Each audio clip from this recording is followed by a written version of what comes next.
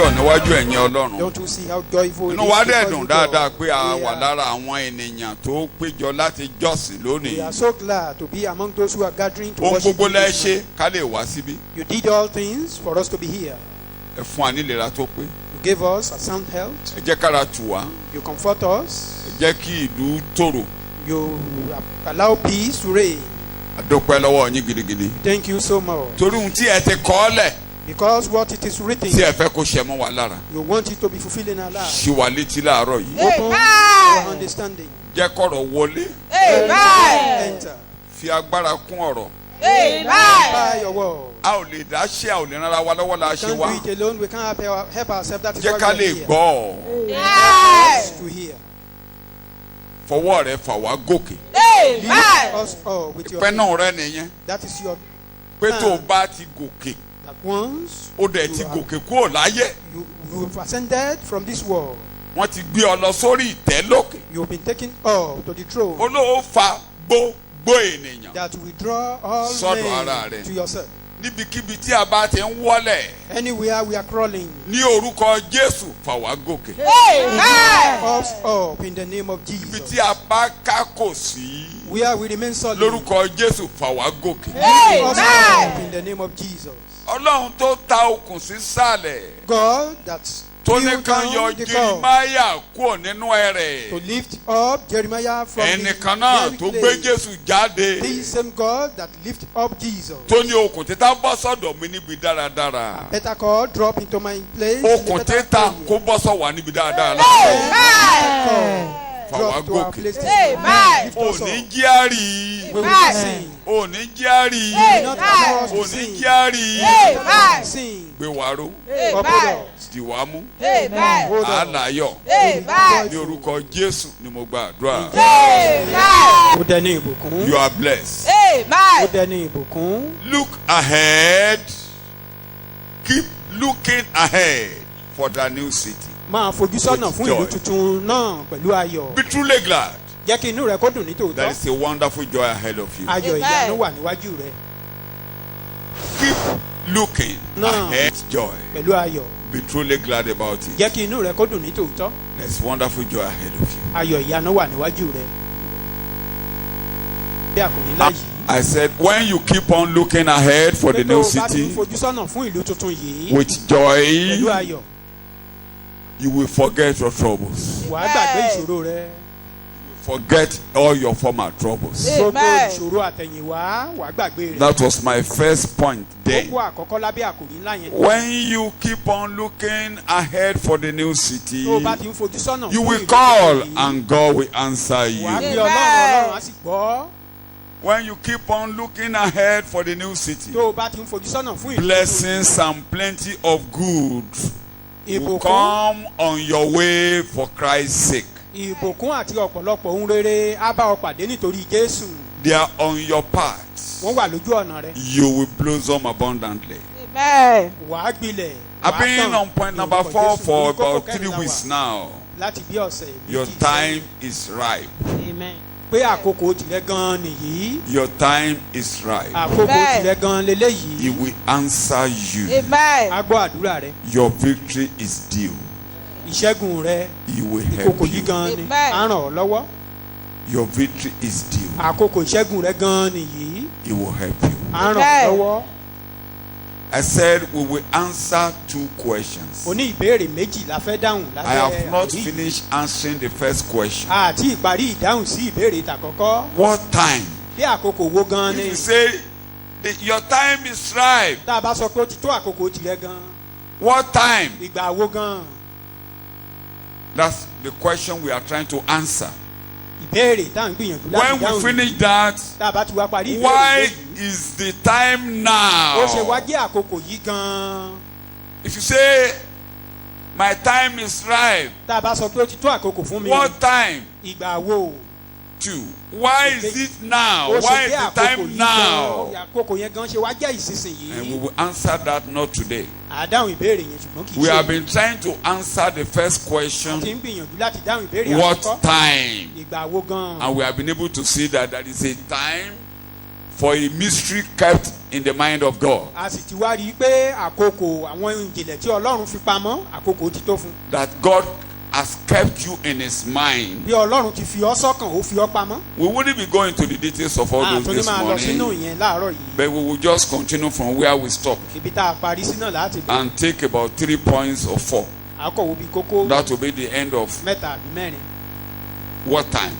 ìyẹn á jẹ́ òpin sí ìgbà wo. After that, we move to why now. àwa lọ wo Maybe by oṣù next tí week we are àkókò going to yìí take gan that. bóyá lọ́sẹ̀ tó ń bọ̀. But let's go to where we started.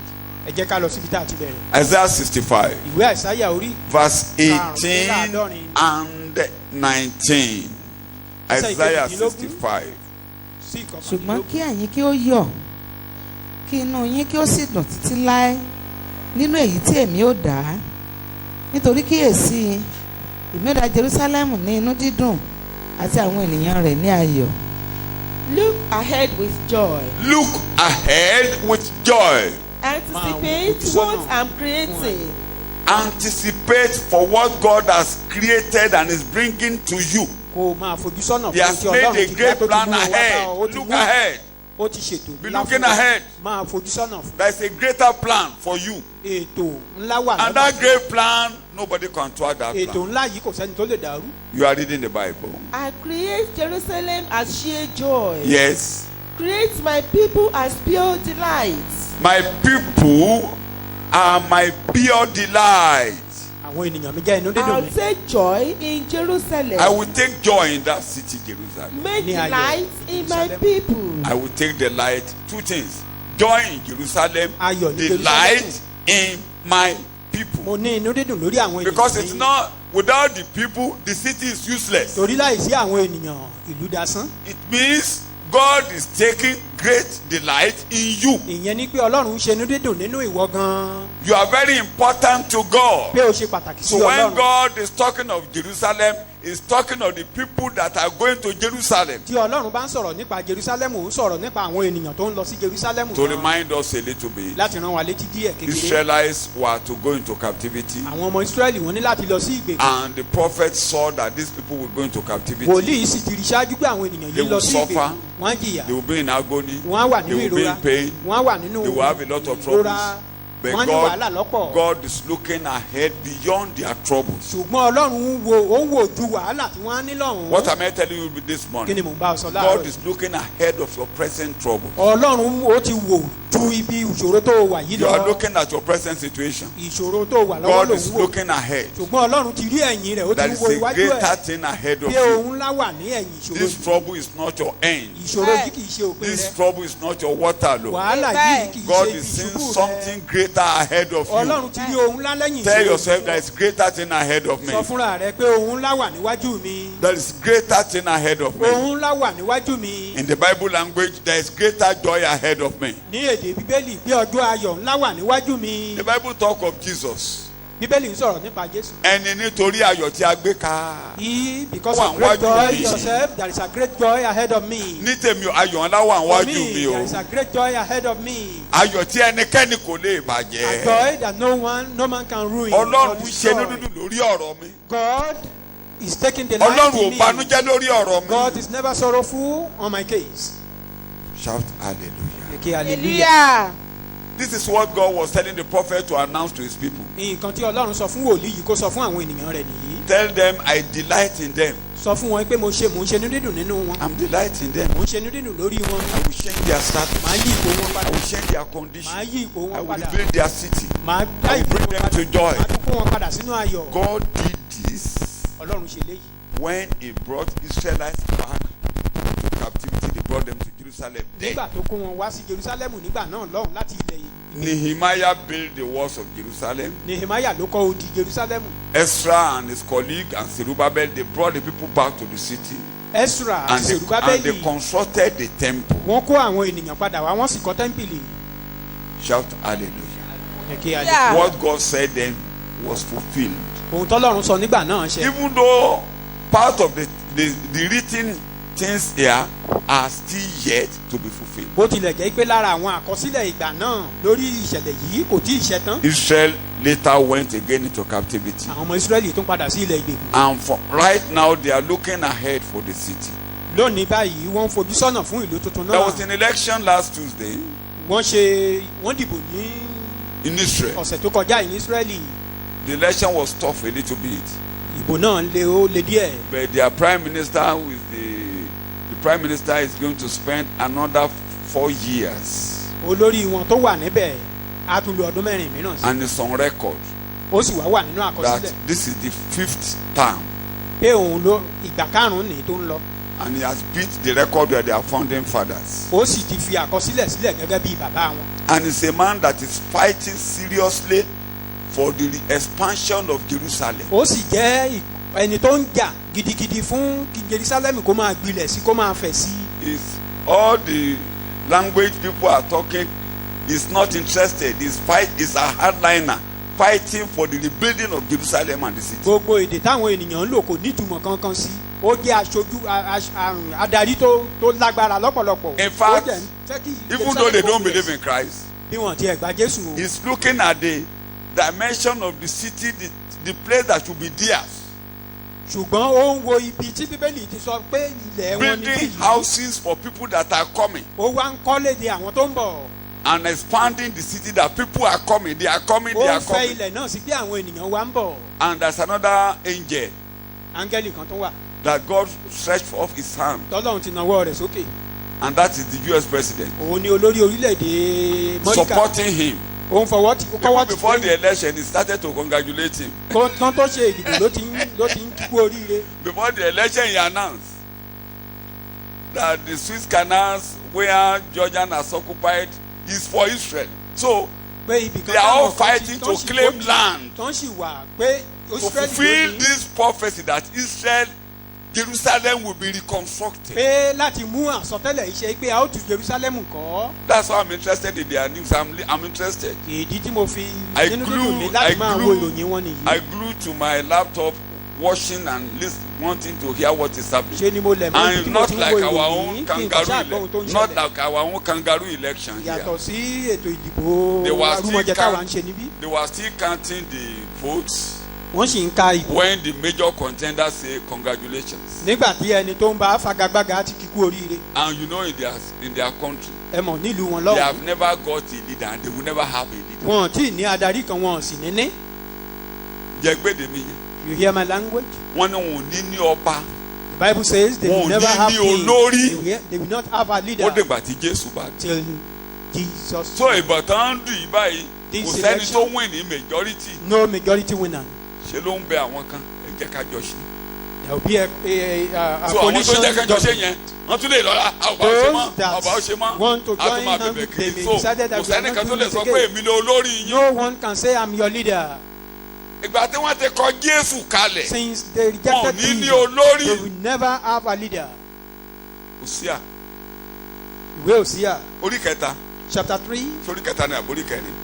maybe chapter 3 or 4. chapter 3 Orí verse kẹta 4. ẹsẹ̀ kẹrin ẹ bá mi kà. Ọjọ́ púpọ̀ ni wọ́n ó dúró láì ṣe kí ni mo pè é. ní àìlé ọba àti ilé àìní olórí Wọn ò ní ní ọba, wọn ò ní ní olórí, àti No ilé king, àti no ilé àìní ẹbọ wọn ò ní lálùfáà tó ń rúbọ. no priest. ilé àìní ère Kò sí kankan tán máa bọ. They àti will ilé not watch àìní anything. àwo àyà Kò sí fáàyà kankan, wọn ò lẹ́bọ. àti Wọn ò ní ilé àìní kankan. tẹ́ráfíìmù Wọn ò ní kò sí àlùfáà tó máa No wá wájú priest Olúwa táwa bẹ̀bẹ̀ come to fún the wọn. presence of God on their behalf. Máa kà. lẹ́yìn náà àwọn ọmọ Ísírẹ́lì yóò padà Wọ́n á wá padà wálé. wọ́n sì wá Olúwa Ọlọ́run wọn Wọ́n á wá ẹ̀mí Ọlọ́run wọn. They will àti now Dáfídì see ọba wọn. I, Ọba their wọn á God, wá dé nígbà and their náà. king wọ́n sì bẹ̀rù will return Olúwa them. Ọba wa dé- ọba àti wọn. oore rẹ̀ ní Ó ti ọjọ́ tó. ìkẹyìn. Ìyẹn dẹ̀ ti ṣẹlẹ̀ látìgbà tí wọ́n ti lọ ìgbèkùn àkọ́kọ́. That one had been fulfilled. Israel right ò from their lọ́ba first látìgbà captivity. yẹn. No king. Ẹni bá ń fi Since Bíbélì then. ṣeré kó ronú ẹ o. If you Wọn are ò playing with lọ́ba Bible, látìgbà. think twice. Tẹ́ ẹ bá ti ka Króníkà kejì. If you read Chapter 2 Chronicles 36. chapter 36, Ọba tó jẹ kẹ́yìn. the last Ìgbà tó reigning ti king, lọ. When sọ́ba mọ́ ẹ tún lè he lọ was ka taken captive, Jeremiah no 52 king. Read Jeremiah chapter 52 as well. Jeremiah ni wòlíì tó wà ń bẹ̀ yàn gbà Jeremiah was then, nígbà tán lọ was the ìgbè then prophet while they were ọba going tó to jẹ captivity. nígbà yàn gbogbo ìtàn yẹn ló kọ sí Jeremiah 52 The king bọ́n that ṣe was lọ ruling látẹ̀gbà then, náà wọn ò lọ́ba as they went to captivity then, no king ever reigned since then. wọn ò lólórí No leader. kí mo ní wọn ò ṣe. No king, no leader. kódà láti mú bíbélì ṣẹ To fulfill the Bible, kèfèrí ló ń jọba wọn nígbà tí wọ́n bí Jésù Gentiles was their king. Gentile was their king when Jesus was ẹ mọ̀ born. pé àwọn gan ń sọ You know they nígbà were tí saying it. tí wọ́n fẹ́ kan Jésù máa gbélé bu ẹ When farabalẹ̀ Jesus gbọ́ was mi o about to mo fẹ́ be kí bẹ́ẹ̀lì yé yìí crucified, ni kí n tó lọ nú ẹ̀kọ́ àárọ̀ yìí. Pílátù ní Pilate ẹ said, wo ọba yín look at your king.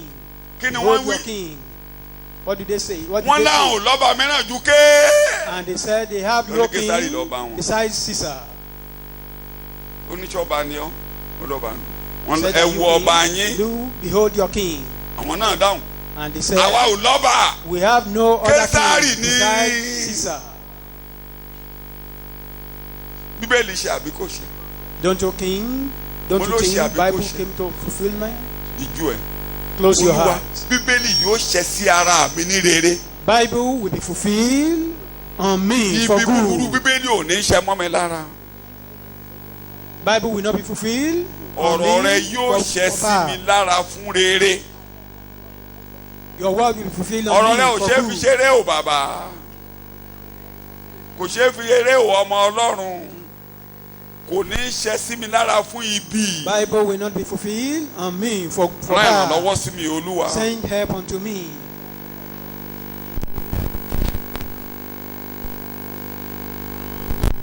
Olúwa wa ni mo gbàdúrà. In Jesus' name, our Lord we pray. So wọ́n ń ṣètò bí ẹsẹ̀ ètò tó máa ṣẹ They were planning Wọ́n for máa how padà this wá. verse will come to pass. They will for them so to ẹ mú return yẹn to. mú yẹn tìtẹ́ bá ti ń gbọ́ election ẹ máa gbọ́ When you are here láìpẹ́ báyìí the wọ́n tún máa election, máa múra election US very soon, ó US ṣeé election ṣe will ó go. ṣeé ṣe It's possible. tí Trump tí gbogbo ayé ń sọ pé ìgárá nǹkan kan yẹn This Trump, tí ò you bá are saying is ìparí so iṣẹ́ stubborn. ìránṣẹ́ ẹ̀ If it's yet to fulfill his tí assignment Ọlọ́run bá for ti God, parí pẹ̀lú rẹ̀ if God is yet to finish with him, ó ṣeé ṣe it's possible kó jẹ́ pé a tó padà wá parí iṣẹ́ Jerusalem tí ó ti ṣe for tán him to be sworn in ṣiṣẹ́ second méjì lọ. time. He's doing two things ó now. ń baṣẹ́ Obama jẹ́ He's ruining the work of Obama. Obama ṣe búburú Obama did wrong. Obama dàbí Ahasi tó tilẹ̀kùn ilé Olúwa Obama is just like Ahaz, who shut kí ni the mo pè é door of the temple of God. Obama dàbí ọba tó tilẹ̀kùn ilé Olúwa It's just like the king tó that shut the gbógun door tí of the gbogbo ohun tó temple. jẹ́ Kìrìsìtẹ́nì kódà He waged war against all that is Christianity, gbogbo nǹkan tí US ń yẹ́ sí tẹ́lẹ̀ all what ó US dojú ẹ̀ are bolẹ̀ honoring. bí ọkùnrin yìí ṣe débẹ̀ As this man ló bẹ̀rẹ̀ sí í ṣíṣọ́ kó got lójú there, ẹ̀ he tó ń started ṣílẹ̀kùn gbogbo revealing tó ń fàyè sílẹ̀ fún àwọn those things Kìrìsìtẹ́nì and give chance to the Christians. so gbogbo iṣẹ́ tó bá máa dá kalẹ̀ All what Obama did that are ó ń wrong, fi gbálẹ̀ gbà he started sweeping them off. tí ò bá ìparí iṣẹ́ If ẹ má jẹ́ kó he yà is yín unable lẹ́nu to o finish the gbogbo assignment ayé in ìbá this agbára first jọpọ̀ term, pé Trump olórí burúkú let the whole world gather. ẹ̀wọ̀n pé níjọ́sí gbogbo pépà gbogbo àwọn All àgbáyé ló sọ pé newspaper. Trump àwa gan ń wo pé They were saying Trump, bí tí mo ṣe àjòkò sí kinní kan wà where nísàlẹ̀ I ikùn was mi sitting, something is within kinní me. kan wà nísàlẹ̀ ikùn mi tí mo wo Something gbogbo remains ayé ṣe à ń within me. gbógun tí gbogbo ayé ń The whole world gbógun tí were waging war. kò lo pépà He never bó ṣe used. bọ́ sórí Twitter nìyẹn Twitter ló ṣe ànáàsì ẹni tó jẹ́ títí lónìí Twitter ló ń lò He used Twitter till today. gbogbo púùlù jáde pátápátá púùlù gbogbo tako ẹ wá máa wo They ìka were all Ọlọ́run against him. Look at the wọ́n hands of dìbò God. majority ìbò Amẹ́ríkà wọ́n ní wọn ò fẹ́ The majority Ṣùgbọ́n of the America elections ní said òfin they don't kan. do it, but they have a law. majority kọ́ ló ń wọlé l'Amẹ́ríkà Majority will tí not win the majority election. bá ní o wọlé If majority wọ́n ní ìbò sign kan you, tó jẹ́ pé àwọn tó ń dì í there are some àwọn votes. bàbá ńlá àwọn ti kọ àkọọ́lẹ̀ yẹn pé Their great àwọn yẹn ló máa grandfather. gbé olórí wọn Those wọlé are the people that will àwọn vote yẹn wà for ní the, ìkọ̀kọ̀ their wọ́n wà ní leader. pamọ́ They are àwọn yẹn ló those ń jẹ́ people who are Amẹ́ríkà secret. Those are the Americans indeed. electoral vote ni wọ́n ń pè They call it electoral vote. àwọn yẹn ló ń jẹ́ Amẹ́ríkà Those are ẹ ò those lè are the mọ̀ people wọ́n we call Americans. You ẹ ò can't lè know ra them. wọn You can purchase or buy wọ́n wà them. ní kọ̀kọ̀ They are there, secret. kí ni mo pè bó ni mo ní wọ́n wà They are secret. ó tán àwọn yẹn máa dìbò These people, they ìbò voted. wọn mà ló wọlé o Their vote ní gbogbo ìlú rọ̀wọ̀. was signed. àwọn And yẹn ti sọ eventually pé ẹ jẹ́ kí n yí òfin yẹn everything padà was calm. wọn ò lè tètè yí padà. That law cannot be easily changed. ọ̀rọ̀ Ọlọ́run yóò ṣẹ mọ́ yẹn The lára. word of God will fulfill in your life. so mo sọ yẹn pé Saying this, tẹ́ bá ti ń ka bíbélì Anytime kì you í are reading ṣe Bible, ẹ máa ń ṣe newspaper kan fi ń nù di. it's not just ẹ wo usual ọjọ́ tí paper. Àìsáyà ti sọ̀rọ̀ yìí. Look at since when Isaiah has prophesied. wọ́n this. Àìsáyà orí ìkíní. The book of Isaiah chapter mo 1. fẹ́ rán ọ létí ìgbà tó sọ ìsọtẹ́lẹ̀ Just to remind kó you, mọ̀ pé kì í this ṣọ̀rọ̀ prophecy, ọdún mẹ́wàá. for you to know it's not a matter of 10 years. centuries back ẹsẹ̀ Àìmọye ìkíní ọdún àti ni. ìkejì.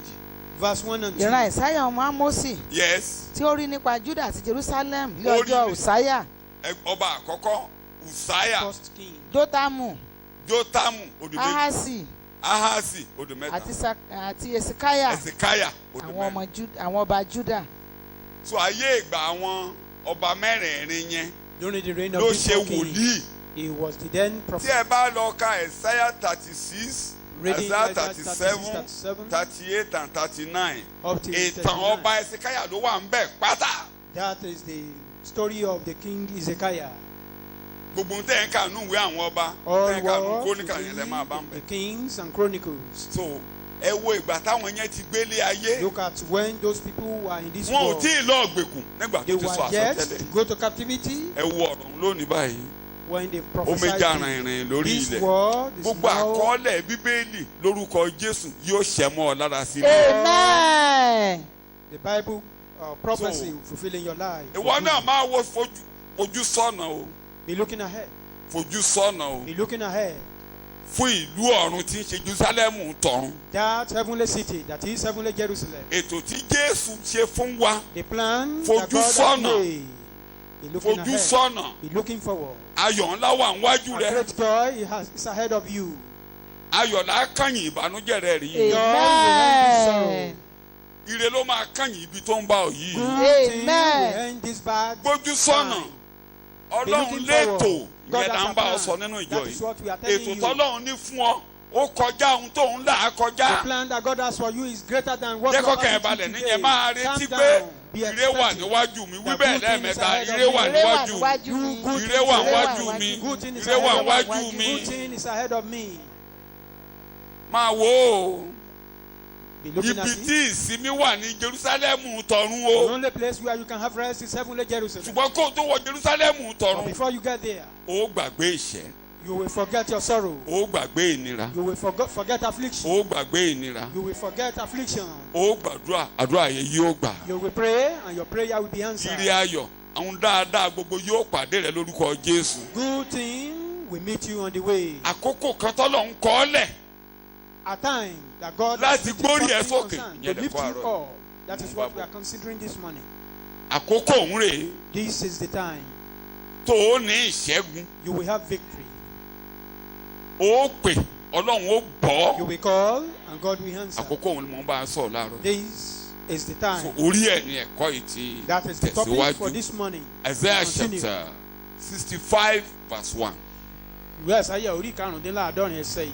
review that Karùn-ún. before we continue Bíbélì ń sọ̀rọ̀ bẹ́ẹ̀ A rí mi lọ́dọ̀ àwọn tí kò wá mi. àkókò rèé This is the gbogbo ẹni tí time. ò gbàdúrà tí ẹ̀ ka Bíbélì Don't read Bible. Ọlọ́run á dá sọ̀rọ̀ ayé rẹ̀ Amen. tó o tiẹ̀ sùn tó kàn ọ́ You are less tó ń concerned about gbélé ayé ẹ̀ bó ṣe wù ọ́ live your life as you like. tó kàn ọ́ You are less concerned. bó ṣe wù ọ́ ló ṣe ń gbélé ayé. ọmọ ń sọ láàárọ̀. God Amen. reveals himself to you. I've made myself available That's the point. to those who haven't bothered to ask. You don't bother. This is your time. I'm here, ready to be found. Can you see? I'm here Mo wà níbí because of you. torí tirẹ̀. By Bó o those- jìnnà sí ọ rárá. That's very close to you. Yes. By those who haven't bothered to look, I kept saying, I'm here, I'm right here. O ò tiẹ̀ gbàdúrà. You don't Ṣé àwọn kọ́ bá ṣe You wọ̀nyí àwọn káká kóló? know Bá a ṣe ń some jọ́sìn people láàárọ̀ ni àwọn remain kan ṣe sullen. báyìí. As we are worshiping this morning, some Ẹ people kò kan wọ́n. remain sullen. Ṣé ni wọ́n bá àyàn wá Let them ṣọ́ọ̀ṣì? down. They came to church. Wọ́n being sì sullen. yàn wá ni. They just follow someone to Ọlọ́run church. ló ń wò wọ́n. God said, I'm Pé òun looking gbéra at òun kalẹ̀ them. níwájú Set wọn. myself before them. ó dàbẹ́ nípa Ọlọ́run ò ṣẹ̀dá àwa tó bí jó yẹn pé kí la rí kí ló ń dùn nínú àwọn ará bí. What is happening? What is making these people? ó ní mo gbéra mi kalẹ̀ fún ọ o. I set myself before you. àkókò tó lè rí mi rè o. This is the time you can see me. má fẹ́ bàbá ta yín o. Don't make tests with ohun him. tó rò kó dán kò dán o. Those things that you think are shining. kò sí kankan nígboro o. There's nothing outside kò sí there. kankan nígboro rárá. Nothing outside you. They may think there are things. o lè rin outside mẹ́ẹ̀lì there. kan kó o tó mọ̀ pé nǹkan kan ò sí You nígboro. cannot walk a mile before you know the Yes. reaction. Not in the remote area like this, within the city. kí ló jẹ́ kí gbóṣù wà lókè. Why do we have bushes there? orí àwọn yẹn burú. You think those people ẹni are tó ń lélẹ̀ yẹn unfortunate? orí ẹ burú. The owner of that portion of land, ẹ mọ̀ ọ́n ṣe. he has bad luck. ẹ mọ̀ ọ́n ṣe. He don't know how to do things. tó bá ti ń gbọ́ ìròyìn kan tó kan ẹnìkan. When you are hearing news and máa seeing rò someone, kí ló dé tí ń torí bẹ́ẹ̀ fún. ṣé kò mọ̀ why ọ́n is ṣe. it like that? Does it mean that Kò gbá ń this tiẹ̀ person is ní. not wise? kò má dúrà àgbà ní. You know how to pray? máa ronú ẹ̀ jù. Think about it. ìyẹn ni Jésù mo gbéra mi kalẹ̀. That is why Jesus is saying, torí "Set up myself." ìgboro gbóná. Because the city is so hot. ilé ayé gbóná. The world is so hot. o ò lè dárin. You can't do kò sí bó o better. ṣe fẹ́ ṣe. There is no way you can do it. lórúkọ Jésù ẹ ò ní kábàámọ̀. In the name of Jesus. mo lẹ́ ò ní kábàámọ̀. You will not regret in Jesus' name. àwọn olùkọ́ni wa kan tí wọ́n kàwé Some of our teachers wọ́n máa ń rò have pé learned the thought. wọ́n lè dálé ayé gbé. They can live. kódà ọ̀gá mi kan gbà mọ́ wá sí. Even one of Psychology. my boss. A máa sọ̀rọ̀. We'll be talking. ó tún jẹ́ ọmọ ìlú mi ọmọ Èkìtì ni. He's from my town. a máa bú wa ní kíláàsì. Because we are Wow, kids. wow. You soon. ìjọ kan ló kó sí mi lọ́wọ́ nínú ẹ̀kọ́. One day, ní àwọn Àkọ́tì. òbí máa ń sọ pé said some people wọ́n that bí many times. pé kò tún tó kàn pẹ̀lú yẹn. some people were wọ́n saying yà wà he láyé was àbá born bí many mẹ́ẹ̀ẹ́dógún kan tó times. bí ń pẹ́ ọ̀pọ̀lọpọ̀ ṣe lòun wá several That he came to the Oyabia. mo lábí kú ni bàbá yìí o. I now said this man is mo one day. lábí kú gidigidi rè o. bí Ọlọ́run ṣe gbélé mi lọ́wọ́ tèmi yẹn sọ̀rọ̀ rí. That was how I caught him. ayé o bẹ̀rù jàgàtà omi wá ṣẹ́gun ká. Not knowing, he's so fearful. He's looking for tá máa ń people. dánu sí wa bíi pé òsùn tó kan He will èké. just be talking as if he's less concerned. sẹ́fẹ̀ gbóná tẹ́nu àádùn tó wà fẹ́ sọ pé ọ̀rọ̀ bíbélì kọ́. This is not a matter of Bíbélì Bible. kọ́. This is not a matter of Bible. nígbà tó kémi ẹ̀ méjì By the time tó we kémi were ẹ̀ méjì together, by the time we were together, lábẹ̀rẹ̀ sí sọ̀rọ̀ we were talking. bàrà sọ̀rọ̀ níbì kan We got to a point. ó ní yẹ wò lè gbàdúrà fún mi. He said, "Can you pray for me?" ó ló máa fún yàn lówó kan gbàdúrà fún mi. Give tó ẹ máa bẹ̀bẹ̀ àdúrà bẹ́ẹ̀ ṣe wà yìí. So you offer So you because pray. people can, You want people to pray. ṣe for àti you. wáyé ẹ̀ tẹ̀ I wáyé. thought you are less concerned. You come to this world, you come, you That's pay. the pastor. Pray for me if you want to pray for me. Onímọ̀ màdámi lóhùn. gbogbo àwọn tẹ́ ẹ̀ ń wò yẹn èké kí ni mo All of fẹ́ those èké. people that you are seeing. Ní a máa bínú bíi pé kò ṣe Some people wọ́n here- so oògùn jọ̀bọ́. You go to herbalists. Bí ẹnìkan dédé lọ lórí títì kò ń dálé ayé gbé. Someone. Láì ní kíní kan tó gbẹ́kẹ̀lé kò sí olúwa ẹ̀. No one. Kò sí olúwa ẹ̀. No one. Kò sí olúwa ẹ̀ lórí ilẹ̀. No one upon this land. Bí ò gbẹ́ bọ́, ó ń sí pẹ́rẹ́, ó níbi kan tó ti ń forí balẹ̀ pẹ́rẹ́ kan dédé gbélé ayé. They have Láì ní to kíní pay kan tó before gbẹ́kẹ̀lé. other things. There's no Gbogbo one tí wọ́n gbẹ́kẹ̀lé yẹn la dẹ̀ sọ fún ọ pé kò lè gbé wọn ró. all those things that they trusted in. Wọ́n ní kò lè ṣe. That's what we were telling them. They cannot Wàá rí pay. wọn wọ́n á máa bú Jésù. You Wọ́n máa see them bẹ́ẹ̀ there bíbélì like sọ̀nà. as if Bible Èké is not there. èké. They are all Kí liars. ni mo fẹ́? Ilé ayé tó gbóná. This world that is so hot. Bó o mọ̀wé wàá dẹ́nu arìnrìn pẹ̀lú ìwé ẹ̀. You become Bó o another. mọ̀wé bí akátá wàá dá sán. No matter how brilliant you may be, you become useless later. Tó bá ti fi Jésù ṣe. That is, if you forsake, Bó o jó bó o wọ bẹ́ẹ̀ bẹ́ẹ̀ gbòdì, aṣọ wàá délẹ̀ wàá délẹ̀ wàá délẹ̀. you will be tired of it, and you become another thing later. Ayé ò ní dá sólò. That Sò yẹn mo fi ń ṣe àlàyé pé is why I'm explaining.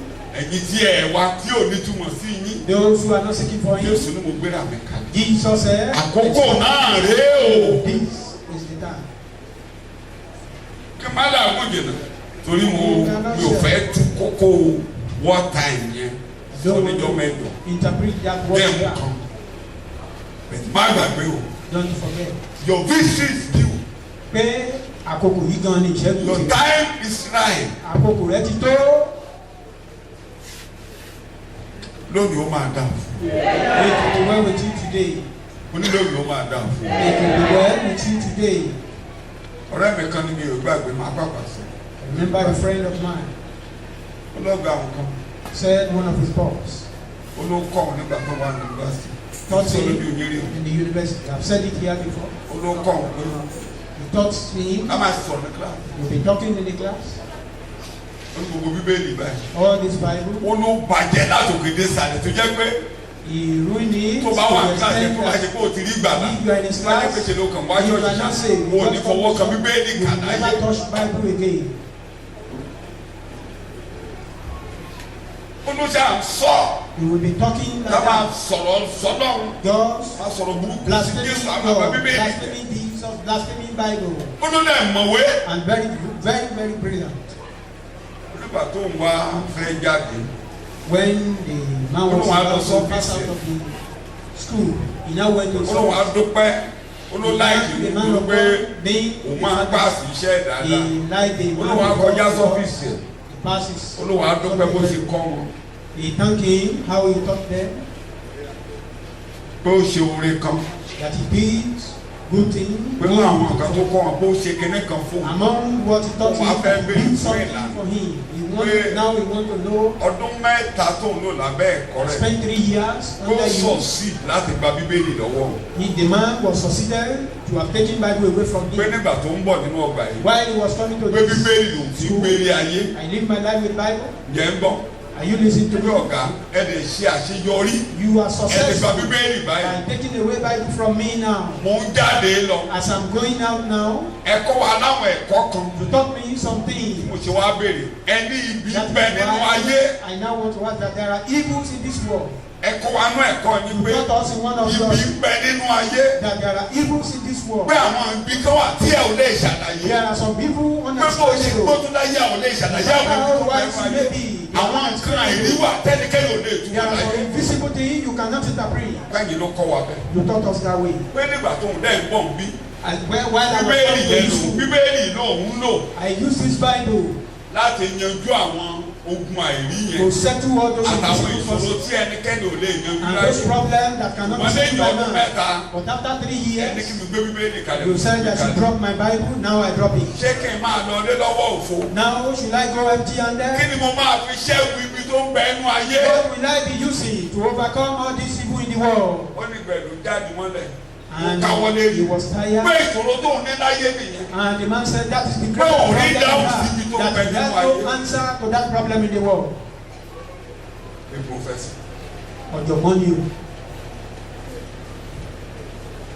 Ó lóun tó ti sọ, ó lóun á yọrun mọ́, ó lóun yọrun mọ́. The man was now emphasizing Ó lóun on yọrun mọ́. it. Emphasizing on it. Èkó tó máa fi ṣẹ́gun. Lóun ti gbé dẹ́ni. What I will use, what I normally use to overcome, drop it. Now I'm going. What will I Ó sọ do? pé ìṣòro ayé òun nìyẹn. Pé òun rí dáhùn sí ọ̀rọ̀ ibi tó ń And the bẹ. man said that is the greatest problem he had. No solution to that. Ó lóun á bí léèrè pé The man now asked tí ẹ ṣe ń sọ̀rọ̀ bíbélì ní kíláàsì wọn. as we are talking about Dẹ́ẹ̀dì ẹ̀ kárí. have you ever read it once? Ó lóun ò kárí. And he replied, no, not even once. Kò ní kọ́pì bíbélì. He had no copy of Bible. Ó lóun á yọ ẹsẹ̀ bíi mẹ́ta fún un. The man now just read about 3 verses Ó lóun á ṣàlàyé ẹ̀. and explain it. Ó lọ́jọ́ yẹn ló lọ sọ́jà tó lọ ra bíbélì. That very day, the professor went to the Ẹsẹ̀ mẹ́ta péré lòun yọ. just 3 Òun verses. ṣàlàyé òun ṣàlàyé ẹ̀ tán. Ó ní today I'm going to get a copy of the Bible and read. Mo ní ló wá sọ pé lónìí gan-an ni You read this is in the Bible. a sì rà ó. This is in the Ó Bible. dá ọ lójú pé lè wà nínú Bíbélì.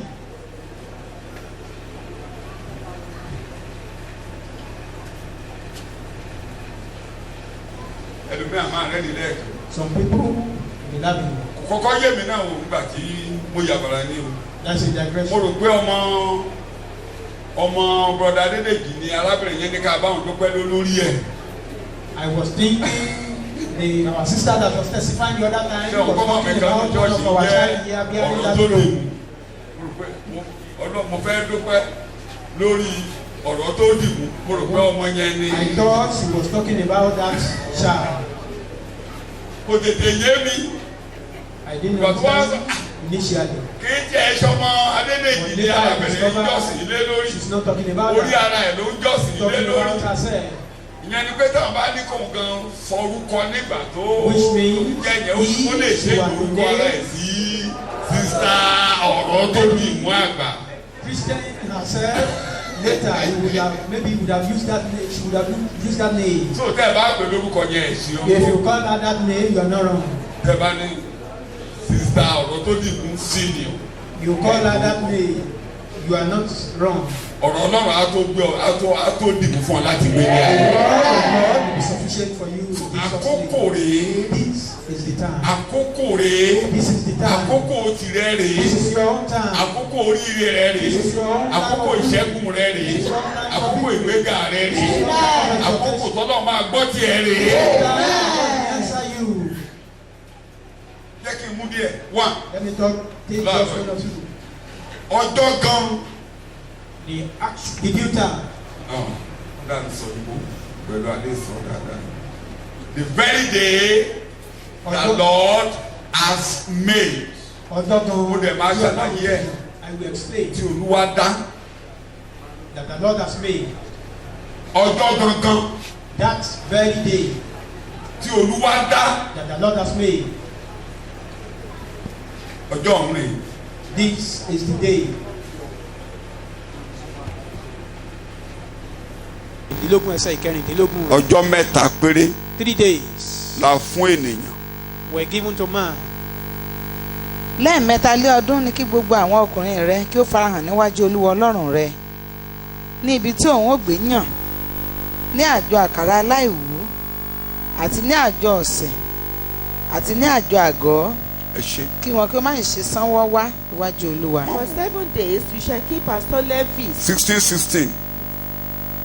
3 times a year. 3 times a year. Shall all your males Let the Lord- appear before the Lord your God All the male child shall appear before the Lord their God in the place which he chooses, in the place God has chosen.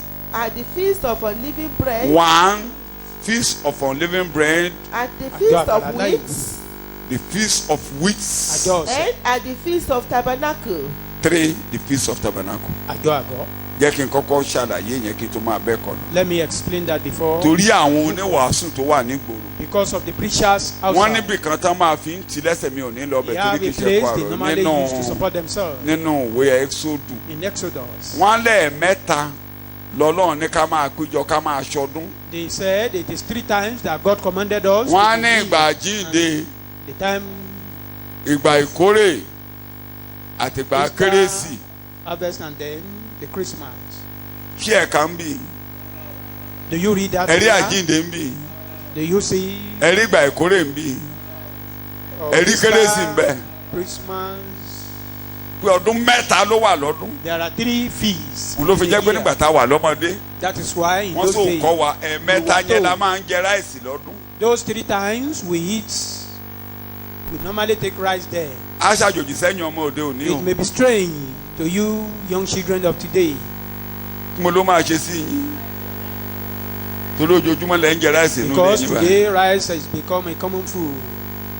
Ẹ̀ẹ̀mẹ́ta lọ́dún 3 times in a year la máa ń jẹ ráìsì. we normally eat rice. Ọjọ́ Gálílì The day of Galilee, kí ni mo pè é? Ọjọ́ alága. when you are celebrating Pàápàá tán bá gàgà nílé yín harvest, tẹ́nìkan bá gàgà nílé when yín someone is taking as wọ́n gbọ́dọ̀ sí ráìsì. to do harvest, Kí ni you mo must pè? cook rice. o ìkẹta Third one, ọjọ́ kérésì Christmas. tí bàbá ò bá ráàyè ṣe ráìsì ní kérésì á bẹ̀yìn If á your wá father ṣe has lọ́jọ́ no new money year. on Christmas, then he will beg you. Then New Year, he will do that. Ẹ̀tàn Deceit. kí ni mo pè orúkọ ẹ̀ ń jẹ́? ọjọ́ Passover Israẹli náà bá sọ̀rọ̀ níbí. Israelite Ọjọ́ is not Passover. addressed here. Ọjọ́ àjọ ìrékọjá. Ẹ o àmì pé ọjọ́ tá a fi Jésù ṣẹbọ mo ń bọ̀ The bẹ́ẹ̀ o. sign of the day that Jesus was used. Òun ló ń jẹ́ sacrifice. àkàrà aláìwú tàbí That àjọ is unleavened ìrékọjá bread or Passover. tí a kan Jésù mọ́ àgbélébù That Jesus was tí a sì crucified. kú rẹ̀. He was buried. Ìkejì Second one, ìbẹ̀rẹ̀ the beginning. ìyẹn náà pè ní Pentikọ́sì That is tàbí Pentecost. ìbẹ̀rẹ̀ ìkórè Or the beginning of harvest fún Ísírẹ́lì for Israelites. bí orílẹ̀-èdè wọ́n dẹ̀ fún ọ lọ́jọ́ tó máa kà. And Ìkẹta the third one, àgọ́ àjọ gbogbo wọn á péjọ sínú àgọ́ they will all gather wọ́n á in the kúrò tabernacle. nínú ilé They will leave their houses. wọ́n á pàgọ́ tán fi mọ̀ ṣe They will make a tent made by wọ́n á máa palm gbénú fronds àgọ́ or fún palm leaf. ọjọ́ méje. They will be there for 7 days. Ẹ̀yin tí ó bá ní ìwé mi calendar of redemption ẹ̀yin tí ẹ̀ ní ó wà lọ́wọ́ àwọn mídíà ẹ Those rà who don't have that book, just 250 naira owó kékeré ni ẹ rà kẹ́kà gbogbo tí mò ń sọ ẹ̀ ayé yín níbẹ̀ ó wà mẹ́ẹ̀ dáadáa lẹ́kùnrẹ́rẹ́ is there. kí ló kàn wá láàárọ̀ yìí. What are we concerned about this morning? ọjọ́ mẹ́ta péré 3 days. lọ́lọ́run fún ènìyàn nínú ayé God gave Jókòó man dáadáa 3 kó days kọ́. Ọjọ́ in mẹ́ta. this world. Just 3 days. ọjọ́ àná Your yesterday, ọjọ́ òní your today, ọjọ́ ọ̀la and your future. ọjọ́ àná Your yesterday, ọjọ́ òní today, ọjọ́ ọ̀la. your future. wọ́n ló wá mọ̀ It's now left for you. wọ́n ló wá mọ̀ It's now left for you. bó ṣe fẹ́ lò. How you use it. ọjọ́ àná Your yesterday, Ísírẹ́lì ní ọjọ́ àná Israelites have ọjọ́ àná ní yesterday. ọjọ́ búburú That is evil day, kí ni mo pè é ọjọ́ ìkorò the day of bitterness, ọjọ́ àṣe ìjẹ the day you labor in vain, ọjọ́ oúnjẹ ìpọ́njú the day of bread of affliction, ọjọ́ oúnjẹ ìnira the day of bread of torment, ọjọ́ òkú ẹrú the day of slavery, ọjọ́ ìgbórí sísàlẹ̀ láì lè gbórí sókè the day of bound down. ọjọ́ tá a without máa able to tiraka lift tí ò up ní your ṣe é ṣe head. You'll be lọ́jọ́ àná. struggling to no avail. Those are the yesteryears. Ọlọ́run fi òpin sí fún Ísírẹ́lì God put an end to it for Israelites nígbà tí wọ́n pa àgbò ìrékọjá when they slaughter the tí Passover wọ́n lamb. fi ẹ̀jẹ̀ rẹ̀ ra àtẹ́rígbà And the ilé. blood was put on the lintels of Nínú the ètò houses. Ọlọ́run In the plan of God, Ọlọ́run rán Jésù wá sí ayé God sent Jesus ó to wá this world. fi Jésù Kristi Kọ́ríńtì kìíní orí keje 1 Corinthians ẹsẹ̀ chapter 7, ìkẹsàn Verse orí karùn-ún ẹsẹ̀ ìkeje orí chapter karùn-ún ẹsẹ̀ 5, ìkeje verse 7. ó wá fi Kristi ṣe àgbò ìrékọjá wa. Made Jesus as our pass. Ẹni bá ti wá sọ́dọ̀ Jésù Anyone that now come to Jesus, òpin adé bá ọjọ́ búburú an end of evil day, mo ló pé máa ṣe. So gbogbo ohun tó máa yí ẹ kóró yẹn all those things that make your life bitter, Ọlọ́run fẹ́ ṣílẹ̀kùn ọjọ́ míì God want to open the door of tí another a bá day. ìtìlẹ̀kùn ọjọ́ búburú rẹ If your own day of bitterness o is lè lo going to gbogbo be- ọjọ́ ayé ẹ because lọ́jọ́ búburú you may spend your life in those kó o má ní bitter days. ọjọ́ rere You need kankan. to have one good day. Àdúrà mi ni pé lónìí My- ọjọ́ rere tiẹ̀ yóò dé. My prayer is your own good day will come. Mo ní ọjọ́ rere tiẹ̀ yóò dé. Your own good day will come. Tí ọjọ́ rere tí a bá ṣe àjọ ìrékọjá fún Ísírẹ́lì If the Passover is wọ́n á not máa done gbé for inú ọjọ́ Israelites, búburú lọ. they will be living in the evil Ó ń day. gbọ́ mi lónìí You are hearing me ọjọ́ now. búburú inú ayé rẹ ò ní Your tẹ̀síwájú. evil days will never continue again. Ọjọ́ ìnira ayé rẹ ò ní That tẹ̀síwájú. days of affliction will not continue. Ọjọ́ ìkorò ayé rẹ ò ní That day tẹ̀síwájú. of bitterness will not continue. Ọjọ́ àìlègbórísókè ayé rẹ kò ní The tẹ̀síwájú. day of bound down will not continue. Jésù ló máa fòpin sí lónìí. Jesus will put an end to it today.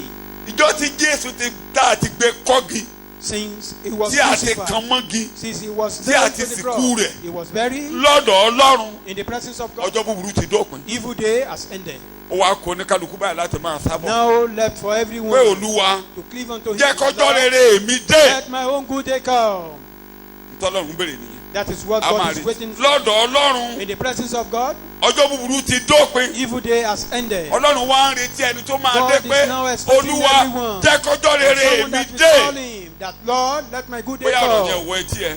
Maybe you Olúwa don't hear what kí mo I'm ní kó saying. jẹ́ kó ṣẹlẹ̀. Let my own good day. Ọlọ́run retí ìgbà tó máa tinú ọkàn ẹ sọ pé Olúwa jẹ́ kọjọ́ rere mi dé. When you will say that, go at Tí it. ọjọ́ tí ò bá ti rí èèyàn tó wí bẹ́ẹ̀ bó ṣe èèyàn kan ló wí bẹ́ẹ̀ nínú ayé lọ́dọ̀ Ọlọ́run ọjọ́ rere á bẹ̀rẹ̀ nínú ayé ẹni yẹn. In the presence of God, good day will begin in the life of that person.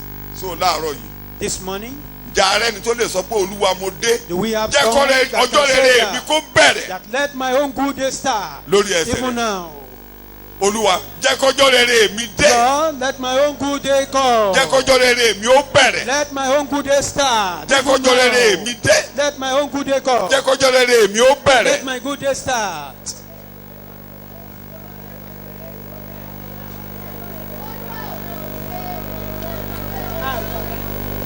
Olúwa wa ni mo gba àdúrà In Jesus' name. sàmì ẹ̀ kó dún dáadáa sàmì ẹ̀ kó dún dáadáa Shout amen.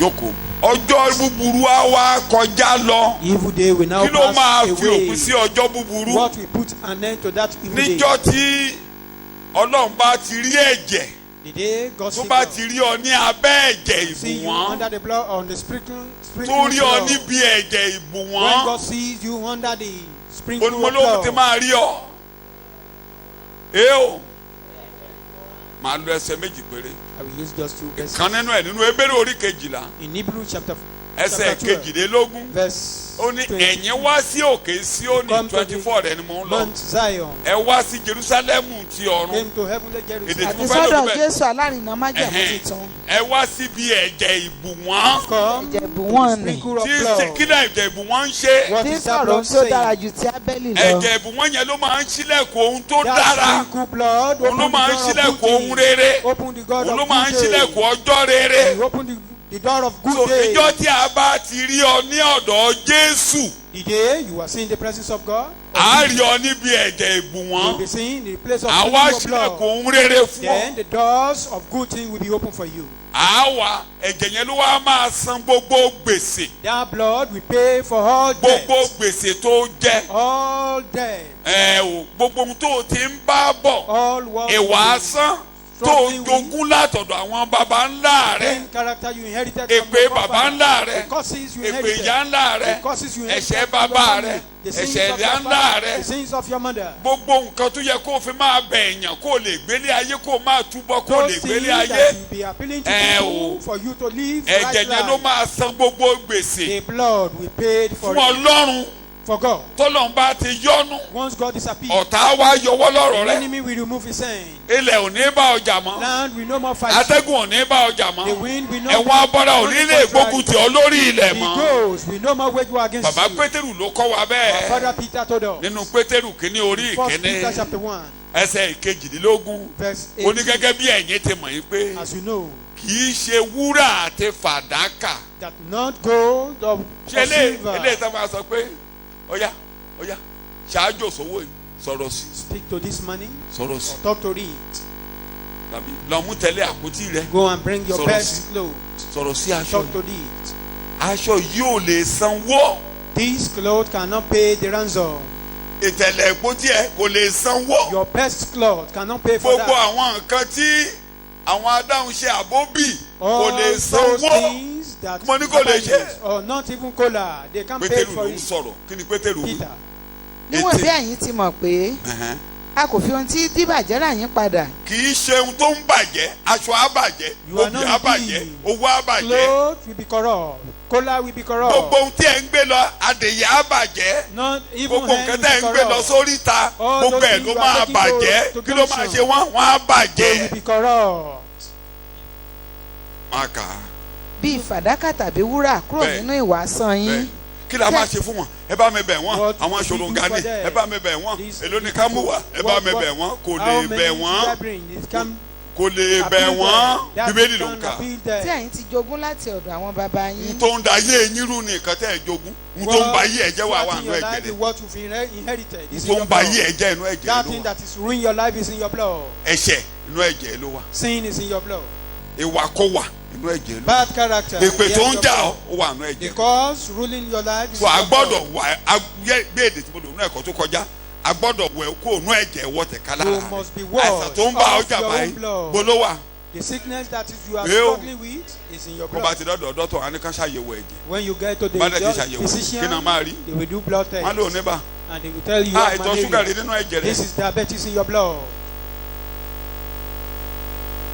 dókítà dẹ̀ jẹ́ kó yé wa dáadáa. The physician made it yẹn gan tó clear. múnú mi dùn sọ́lọ́. That made me happy. pé kò sí ẹnìkan tó mọ́. There's tẹ́ no bá ti one that dọ́dọ̀ is dọ́tọ̀ clean. kò sí ẹnìkan tí ò lárùn. When you get to the physician, Wọ́n kàn no máa ní, one is yé pure. dáa bẹ́ẹ̀ bẹ́ẹ̀. This one will be, this Kí is ni mo pè? average. wọ́n kàn máa sọ ó dáa maintain ara rẹ o. You can ẹ máa jẹ maintain oúnjẹ yourself. báyìí gbàmí wà bẹ̀rẹ̀ kílẹ̀ ẹ máa Eat jẹ food. ẹ máa jẹ oúnjẹ báyìí You máa eat this jẹ type oúnjẹ of báyìí. food. tí ẹ bá maintain yẹ If you don't maintain that tó bá ti standard, kọjá ibi tó wà yìí if wàhálà it's máa beyond sùn. this, there will be problem. ìyẹn ni pé bẹ́ẹ̀ ṣe wà yìí ẹ̀ dá It means you are not pure. tìmítìmí kó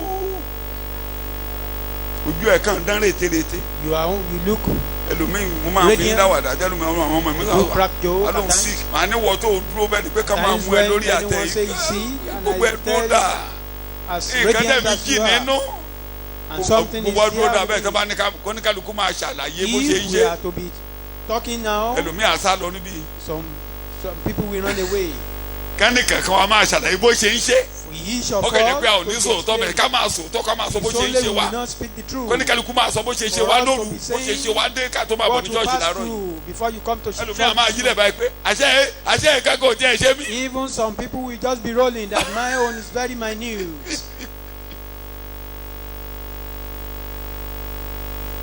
so n tó san gbòsè tí n tó wà nú ẹ̀jẹ̀ yẹn fi máa lọ That thing tí in the búburú blood yẹn ò ní disappear. borí rẹ That evil will not sọ pé overcome ẹ̀jẹ̀ you. Jésù lẹ́ẹ̀mẹ́ta. Call the blood of Jesus three Yes. times. eo ẹ̀jẹ̀ Jésù eo ẹ̀jẹ̀ Jésù wàá dìde lórí ẹsẹ̀ You rẹ rise up ẹ̀jẹ̀ your feet. Jésù yìí tó fún mi This blood is Ẹ̀jẹ̀ sufficient Jésù for ó you. tó fún mi It's sufficient for me. ó san gbogbo gbèsè Paid all price. ó san gbogbo gbèsè Paid all ó price. san gbogbo gbèsè Paid all. láti mú ọjọ́ búburú lọ Take away evil days. láti mú ìnira Take away lọ affliction.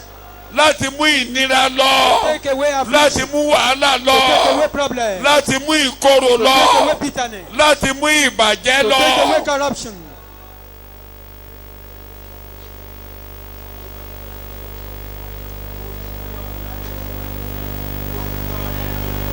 ní orúkọ Jésù ni mo gba àdúrà In Jesus' àdúrà tó a máa name. gbà wá orúkọ Jésù lẹ́ẹ̀mẹ́ta Call the name wà of Jesus. nítorí ẹ̀jẹ̀ Jésù Because of the blood ẹ̀mí of tó ń Jesus. tì mí jà The ẹ̀mí tó ń tì mí spirit that pushes ṣàgbèrè me to fight, ẹ̀mí to ìkà fornicate, ẹ̀mí tó ń tì to mí wicked bínú people, ẹ̀mí tó ń to tì mí envy, gbẹ̀san to lónìí avenge. Olúwa tó ń jẹ́ ẹ̀dá ẹ̀ṣẹ̀ fi òpin sí All lórúkọ those measures Jésù of lẹ́ẹ̀mẹ́ta. Put an end to them. nítorí ẹ̀jẹ̀ Jésù Because of the blood of Olúwa Lord, ẹ̀dá ẹ̀ṣẹ̀ yìí this nation of tó ń sin tì mí hùwàkúwà that pushing me to tó ń tì mí misbehave, ṣe bí pushing ènìyàn me to behave like man. Olúwa fi òpin sí nínú ayé mi Put an end to them. orúkọ Jésù ni mo gba àdúrà In mo kù Jesus' kankan tó name, jókòó we pray.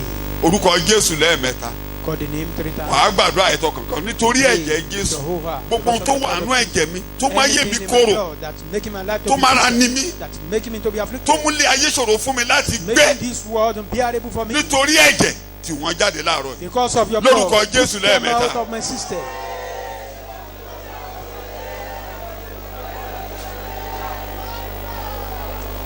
nítorí ẹ̀jẹ̀ Jésù Because of the blood of Jesus. tó múlé ayé ní mi lára All those things that is making tí this mò ń world gbé tó ń more jábọ́ painful. As I'm tí struggling mi ò lè to sùn that I'm unable àti to bí sleep máa ń dọ̀ràn nítorí ẹ̀jẹ̀ Jésù because of the blood of àti Jesus. jẹ́ ń dọ̀ràn Feed myself is a àti problem. tọ́ máa ń dọ̀ràn Train my children nítorí ẹ̀jẹ̀ Jésù because of the blood of Jesus.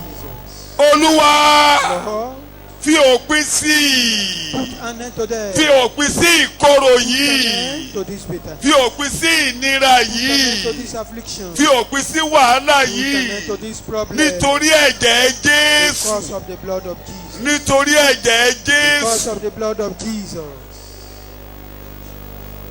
èmi náà wá síbi ìbùwọ̀n ẹ̀jẹ̀ láàárọ̀ yìí Come to mo dì mẹ́jẹ̀ orí ọ̀fẹ́ láàárọ̀ and yìí cleave to the blood of grace.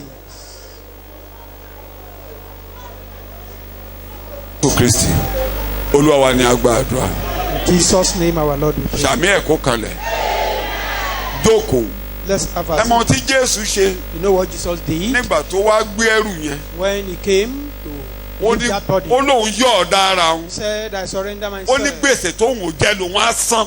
I've came ẹrù to tí ẹ ò own lè rù what ó I've lòun á not rù. owned, the body you cannot carry. ó wá jura ẹ̀ Have sílẹ̀. come ó to ní bear them. gbogbo Surrender ọmọ yourself. ènìyàn látòní That ẹ all máa dá human wàhálà yín lé mi lórí. Bring all your gbogbo problems, gbèsè tẹ́ bá jẹ all your debt. ohun tí Ọlọ́run bá ń béèrè lọ́wọ́ yín What God is ohun tí requesting ilẹ̀ for bá ń from béèrè you, what tí the èṣù bá land ń is béèrè requesting for, what mo Satan máa is requesting san for, I will ẹ̀jẹ̀ pay. mi san My blood is ó tó sufficient. màá It's san sufficient. I will ẹ pay. máa kẹ́rù yín wá Bring all your loads. máa Put it kẹ́rù upon yín me. wá.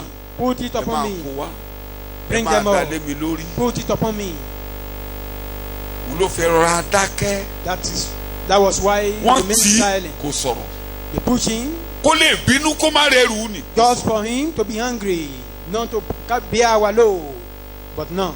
báwọn ní mọ̀nàfíkì ṣe rojọ́ máa yẹn All those who gbogbo àwọn conspire tó ń against rojọ́ you, mọ́ those who are conspiring àròjọ́ máa ní against fẹ́ yìí sí you, they will ẹ conspire máa against you and bọ̀ they will ọ̀dọ̀ mi ló blame máa you. parí sí. Come, bring them all. Gbogbo ẹni This bá time dì and mọ́ then mi. they come today. àwọn àròjọ́ máa ní fẹ́ yìí sí All those wọn ò who ní keep mú ajé me. wọn ṣe lórí ayé Those yín mọ́. conspirators, they will not be succeeding Ibi ló máa over parí. you. I put an end to all things here. àwọn ẹ̀mí tó ń rìn nínú òkùnkùn Those spirits that ẹ are máa working bọ̀ the spirit, ọ̀dọ̀ mi ló máa parí sí. bring them here. They will end here. ẹ̀mí inú omi The ẹ̀mí inú the ilẹ̀ familiar spirit in ẹ̀mí the water, kẹ́mi in the ṣé bí land, inú òkùnkùn lẹ́ ń rìn you inú move òkùnkùn about lẹ́ in ń the rìn darkness. èmi rè Here am I. láti fi hàn pé Ọlọ́run fẹ́ fòpin sí. To prove that God wants to aago put an end to méjìlá ọ̀sán in the lójú noon, ṣú 12 noon, ojú yẹn there was dẹ̀ fún darkness. wákàtí And mẹ́ta for 3 hours, wákàtí mélòó ni mo pè for 3 ó kù hours, díẹ̀ báyìí kí 12 it remained Lójú just ṣú. a little to 12. ojú dédé ṣú lójijì Darkness just encompassed Jésù the wọn land. wà nú òkùnkùn Jesus was in that tó darkness. òkùnkùn bá ṣú bíbélì sọ pé ẹranko á jáde If there is darkness, gbogbo animal àwọn will come ẹ̀mí out. burúkú jáde All those evil ìbá spirits came àṣàjẹ́ out. ni emèrè ni Being ìwọ̀n ni familiar spirits, gbogbo ẹ̀mí tó ń familiar níní lára spirits, àwọn tó múlé ayé all those who are ìlà afflicted fẹ́ èèyàn people. láti gbé Make this world uncomfortable èdè for bíbélì ni people. pé For àwọn people. oyin yí mi ká wọ́n yí mi ká bí oyin That they wọ́n yí mi surrounded ká me bí like oyin bee. màá They pa surrounded wọ́n me like bee, but I will ruin them. wọ́n dìde sí mi They rose against me. Màá pa wọ́n. I will destroy mo them. máa pa wọ́n. I will destroy them. àwọn rèé These are the people. wọ́n yí mi ká They surrounded Màá pa me, wọ́n. but I will ruin them. gbogbo eléyìí tó yí ọ ká All lónìí that are Olúwa yóò pa surrounding wọ́n. you, God will ruin them in Jesus' bó ṣe name. dúró nìyẹn tó ń fara dà That was how he tó ń stood fara and dà endured. He ìgbà tí endured. ìnira wa pọ̀ When the affliction was so much, ọlọ́run mi my God, ọlọ́run mi my God, èyí ṣe tó fi kọ̀ mí why sí had thou forsaken me?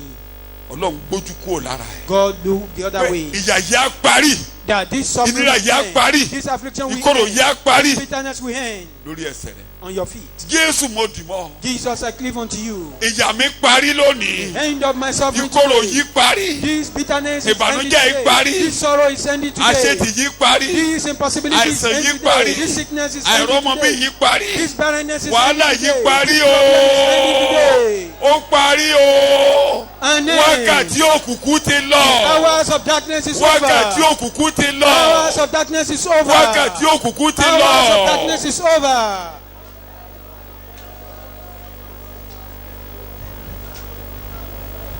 wọ́n ní mo gbàdúrà In kó o tó Jesus' jókòó name, ló our èlé Lord we yìí pray. ẹ̀yin ẹ̀mí òkùnkùn kó porúkọ Jésù lẹ́ẹ̀mẹ́ta Call the name of Jesus. wákàtí mẹ́ta la fún yín You evil spirit, you are given 3 òkùnkùn hours. parí sọ́dọ̀ Jésù And end. òkùnkùn ò ní Darkness bò mí ended mọ́ with Jesus. I will never be encompassed with wíbẹ̀ lórúkọ Jésù òkùnkùn parí sọ́dọ̀ Jésù Darkness lórúkọ ended with Jésù Jesus. lórúkọ In Jésù the name of òkùnkùn Jesus. parí sọ́dọ̀ Jésù Darkness Òkùnkùn end ò with ní bò mí Christ. mọ́. Darkness will not encompass me ẹ̀mí anymore. òkùnkùn ẹ̀ lágbára lórí You ayé evil mi mọ́ spirit, you have no power over me. ẹ ò lágbára lórí You ẹ̀mí have mi no mọ́ power over my spirit. ẹ lè da ayé mi rú You mọ́ cannot confound my ẹ ò lè life. jẹ́ lórí ayé mi You mọ́ cannot gain over my lórúkọ life. Jésù ẹ túwọ́ lọ́rọ̀ ayé mi Push your hand in my ẹ ò ní life. rọ́wọ́ mú You will not succeed.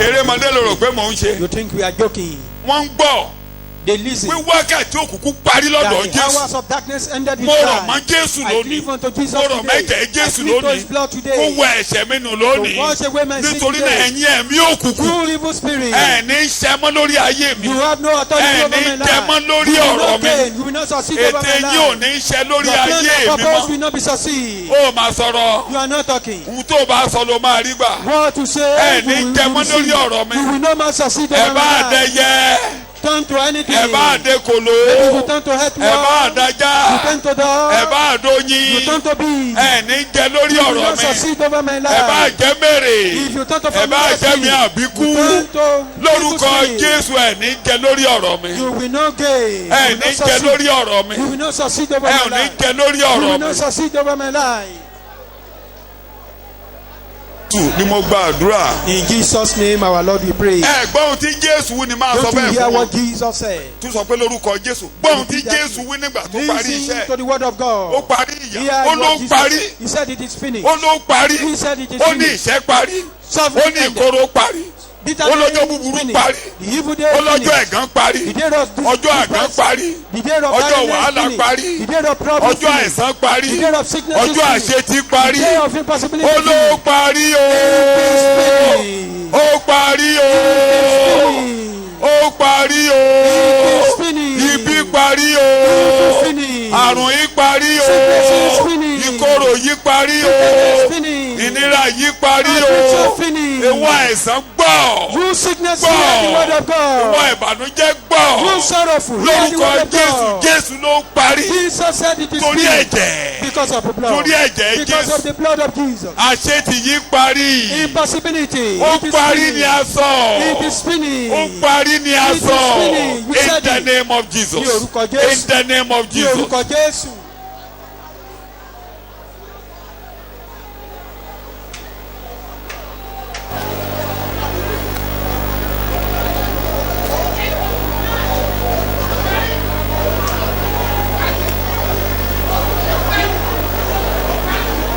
Jésù Kristi Olúwa wa ni a gba àdúrà. In Jesus' name, our Lord, we pray. wàá porúkọ Jésù lẹ́ẹ̀mẹ́ta. Call that name 3 wàá ní bí times. odi Jẹ́ríkò ni ìjà ẹ̀mí là ń jà yẹn o. This is a bí odi spiritual battle. Jẹ́ríkò ni Just like the wall of Jericho. odi yẹn wó. The wall were pulled down. ẹni bá máa gbé dìde. Anyone that will erase àkọ́bí rẹ̀ ló máa lọ sí. his firstborn tí will go for Jésù it. ló parí yìí. Jesus said it is ẹni bá finished. tó máa gbé dìde nínú Anyone ayé that mi. will raise it up ìdílé again in rẹ̀ his life, àdásán. his family will be ayé ruined. rẹ̀ àdásán. His life will be ruined. Jésù ló parí. Jesus said it is finished. Jésù ló parí. Jesus said it is finished. ta ló máa gbé He dìde. will lift it up again. ta ló parí ó parí Jesus said it is nìyẹn. finished. It is finished.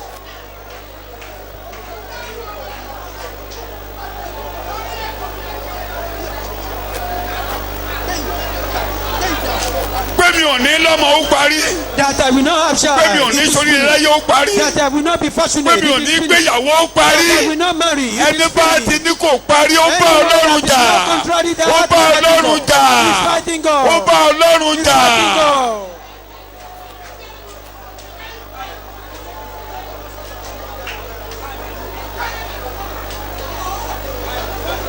In Jesus' name, our Lord, we pray. torí ẹ̀jẹ̀ má jẹ̀mú. Because of the blood of covenant, àfi Jésù ṣe má jẹ̀mú fún wa. Jesus has made gbogbo má covenant for jẹ̀mú us. tó wà láàrin Every ẹnikẹ́ni other níbí covenant yìí between àtàwọn me and ẹ̀mí èṣù anyone and kí má jẹ̀mú náà kó bàjẹ́. Let the covenant be destroyed. Jésù ló parí. Jesus said it is finished. ìyà yín parí. Your suffering ended. ìkorò parí. Bitterness end. bí orúkọ Jésù ìnira parí. In the name of Jesus. End of ìbànújẹ́ affliction. parí. End of sorrow. àìsàn yìí parí. Your end of sickness. ẹ̀yin tẹ́ ẹ ti kọ àkọlé operation fún. Those who that operation will have been never assigned take for place. operation. Olúwayé lórúkọ Jésù. bá a ṣe fibroid. Be it fibroid. bá a ṣe cancer operation. the Ẹ̀kọ́. end has come. Ìbá any operation for that matter. iṣẹ́ abẹ kì í ṣe Jésù abẹ. ló parí. Jesus Ó said it is parí. finished. It is finished. ó parí. It is finished. ó parí. It is finished. ó parí. It is finished. òṣì yẹn parí. That prostitute is ìfowópamọ́ yẹn parí. finished. in the name of Jesus. Lórúkọ Jésù. in the name of Jesus. Lórúkọ Jésù. in the name of Jesus. Lórúkọ Jésù. àṣetì yẹn parí. The possibility end. end has come upon that evil. Òpin nípa lórúkọ Jésù. ò ní náwó lórí ògìgùn mọ́. You will not spend money on ò ní drugs náwó lórí anymore. ògìgùn You will mọ́. spend no ò ní money náwó on lórí drugs ògìgùn anymore. You will mọ́. not I spend money on liberate drugs you anymore. in the name of Jesus. in the name of Mo tú Jesus. ọ sílẹ̀ lórúkọ Jésù. ìgbà àgbàna tó wà níwájú rẹ lónìí That basket kó of dànù waste. kó dànù Put them kó out. dànù Amen. kó dànù in the name of Ní Jesus. orúkọ Jésù. ìgbà àṣetì kó dànù. The basket of impossibility I scatter there. kí lè ra rẹ sọjí. Let your head revive.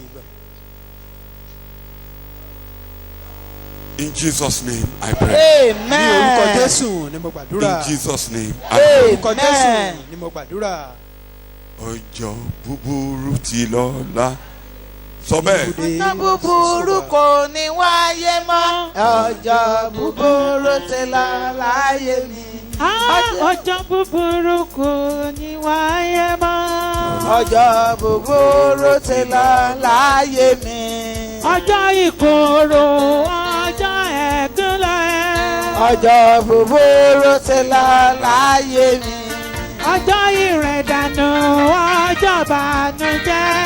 Ọjọ́ búburú ti lọ láyé mi. Mo mọ̀ wípé Kò ní wáyé mọ́.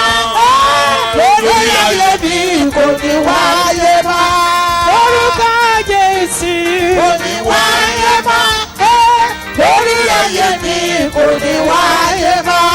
Torí pé Àtijọ́ nìyẹn. Ọjọ́ rere ni lóde.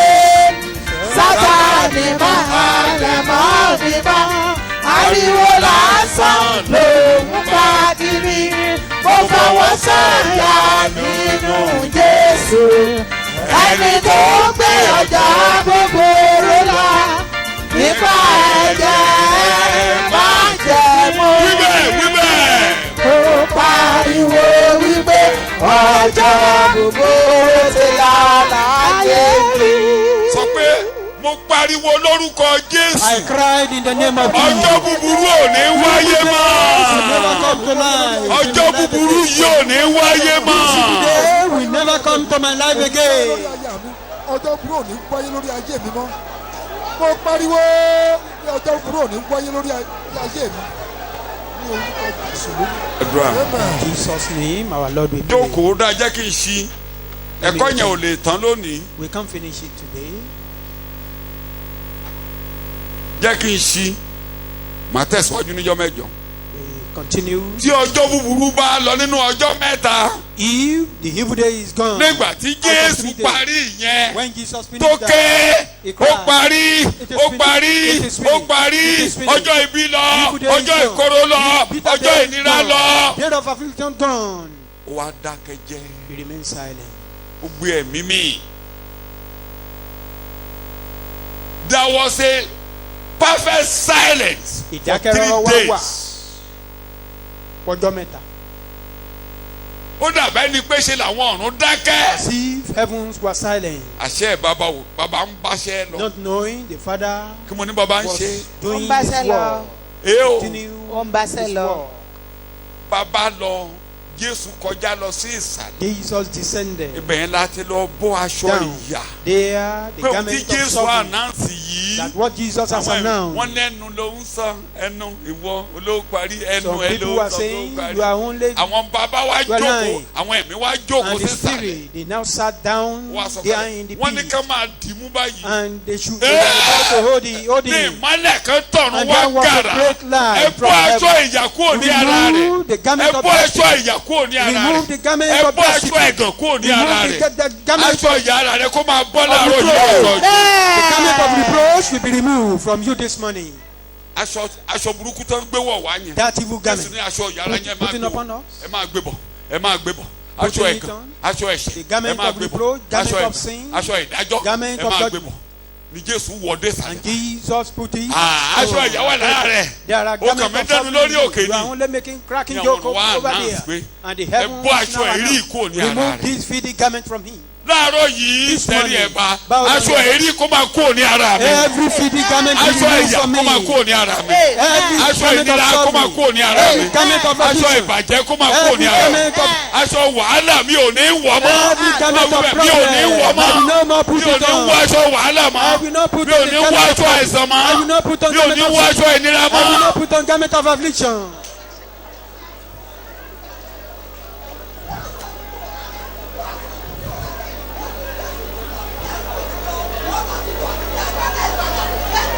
Ó gbàdúrà ìwọ ọmọ yìí. You are Àmọ́ not ìṣe mi. praying. Erémọdé ló pé àṣẹ tí a rán mi sí ọ ni mò ń lò The láàárọ̀ yìí yẹn. authority given to me is what I'm using as I've been sent to you. ní orúkọ Jésù Olúwa wa ni mo gba àdúrà. In Jesus' name, our Lord, we pray. Look at me here. Kí la fi mẹ́lẹ́wọ̀n? How do we identify prisoner? Aṣọ. Aṣọ. You Tó bá ti dé wọ́ọ̀dù lọ́sibítù kí la fi máa dá ọmọ? When you get to ward in the Uniform hospital, àwọn oníkọ́ ìféèrè. in those days, those with TB. Uniform àwọn aboyún rè. This is the uniform for the pregnant people. Àwọn tí a máa ṣe operation fún rè. Those Uniform wọn rè. due for operation. This is their uniform. Uniform àwọn eléyìí. Ẹ gbé wọn sí intensive care. You take Bóyá wọ́n lè là. Ẹ gbá aṣọ òkú intensive sọ́rùn care wọn. unit. Maybe they can survive. Gbogbo uniform kí uniform. Whatever uniform. Máa wò mí o. Look at me. Níjọ́ tí ọba ránṣẹ́. King sent message. Wọ́n ní ká lọ mú Joseph wá. Joseph were to be brought to the Bó ṣe palace. ń bọ̀ báyìí kí ni wọ́n kọ́ As he ṣe? was coming, Ẹ bọ́ the aṣọ. first thing, Ẹ fá orí rẹ̀. remove his Orí garment. burúkú orí Lay off rẹ̀. those ears. Kó dópin sọ bẹ́ẹ̀ orí burúkú ayé mi kó dópin. And Orí then burúkú ayé mi dópin those lónìí. bad luck. Orí burúkú ayé mi dópin lónìí. Bad luck. And Orí then to burúkú come upon ayé them. mi dópin The bad lónìí. luck. And then come to them. Aṣọ ìyà. All those Aṣọ garments of ìdíwá. suffering. All those garments of Aṣọ affliction. ẹ̀wọ̀n. All those prison garments. Aṣọ àìsàn. All those sick Aṣọ garments of sickness. ikú. Aṣọ àgàn. Mi ò The ní wọ̀ garment mọ́. of barrenness. Aṣọ You don't àgàn. Mi ò mind. ní wọ̀ mọ́. Garment of barrenness is not belong to me.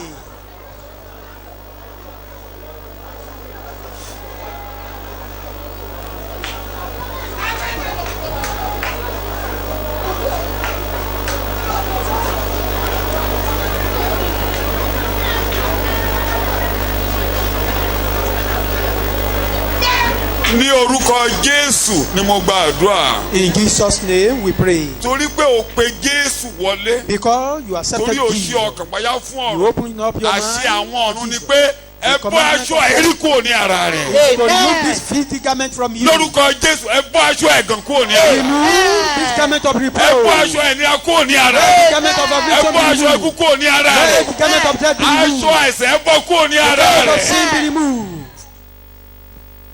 Ògo ni fún orúkọ Ọlọ́run. Glory be to Hallelujah. your name. Ayé ò ní dá ọ lẹ́jọ́ mọ́. The world will no more judge Torí you. àwọn ọ̀run ò dá ọ lẹ́jọ́. Because heavens were not Ilẹ̀ ò ní judging you. dá ọ lẹ́jọ́ The lórúkọ earth will not Jésù. judge you. Nítorí ẹ̀jẹ̀ Because of Jésù. the blood of A Jesus. mú ìdájọ́ kúrò lórí ọ̀rọ̀ ayé Judgment rẹ̀. is taken away from your life. Ò ní wọnú ìdájọ́ You will mọ́. not enter into judgment. Shout hallelujah. Eke hallelujah. Shout hallelujah. Eke hallelujah. Iṣẹ́ tí bàbá ń ṣe nìyẹn. That is the work Nígbà of tó our wá ń Father. ṣe kó tó While máa doing that, ibi tí mò ń lọ mi ò ní débẹ̀ lónìí mo where máa I'm kó kàn máa going, introduce ẹni bá mi lọ́jọ́ eventually I may not be able to get mẹ́jọ. there. Nígbà tó wá bọ́ aṣọ yẹn kúrò. After Ìwọ nìyẹn removing ìwọ ló that- láṣọ òjòjò yẹn sára tó láṣọ burúkú sára o. That is you putting on Nígbà those tó wá bọ́ọ̀lẹ̀ tán bá bọ́ọ̀lẹ̀ tán. garments. Yòó kọ́ la máa fi wọ ní aṣọ ní After ayé. removing those garments, you will not Bẹ́ẹ̀ni, remain ẹ naked. wọ ní aṣọ Now òjòjò. put garment upon Ẹ him. gbé aṣọ dáadáa sọ́rùn. Put a good garment on Ẹ him. mú aṣọ ìgbàlà sọ́rùn rẹ̀. Put garment of Ẹ salvation mú on aṣọ him. tá a fi lè nà dúró níwájú The Olúwa sí garment ọ̀run that you rẹ̀. will be able to stand right Ọlọ́run á before rí i pé God. kó wọlé wá. And God will command him to Ẹ come fi sí in. ọ̀run rẹ̀. Put it on Wálé him. èmi ó yọ̀ gidigidi. Said I will rejoice Torí a ti wọ̀ mí ní aṣọ. because I've Mi ò ń ṣo ní òòmọ́. put upon me. Ọfà ọ̀tá ò ní And no wọlé more sí mi lára naked. mọ́. The arrow of enemy will not Ibi ò ní penetrate. bá mi mọ́. Evil will not befall me. Ọfà kọ́fà ò ní wọlé sí mi No lára mọ́. arrow will penetrate.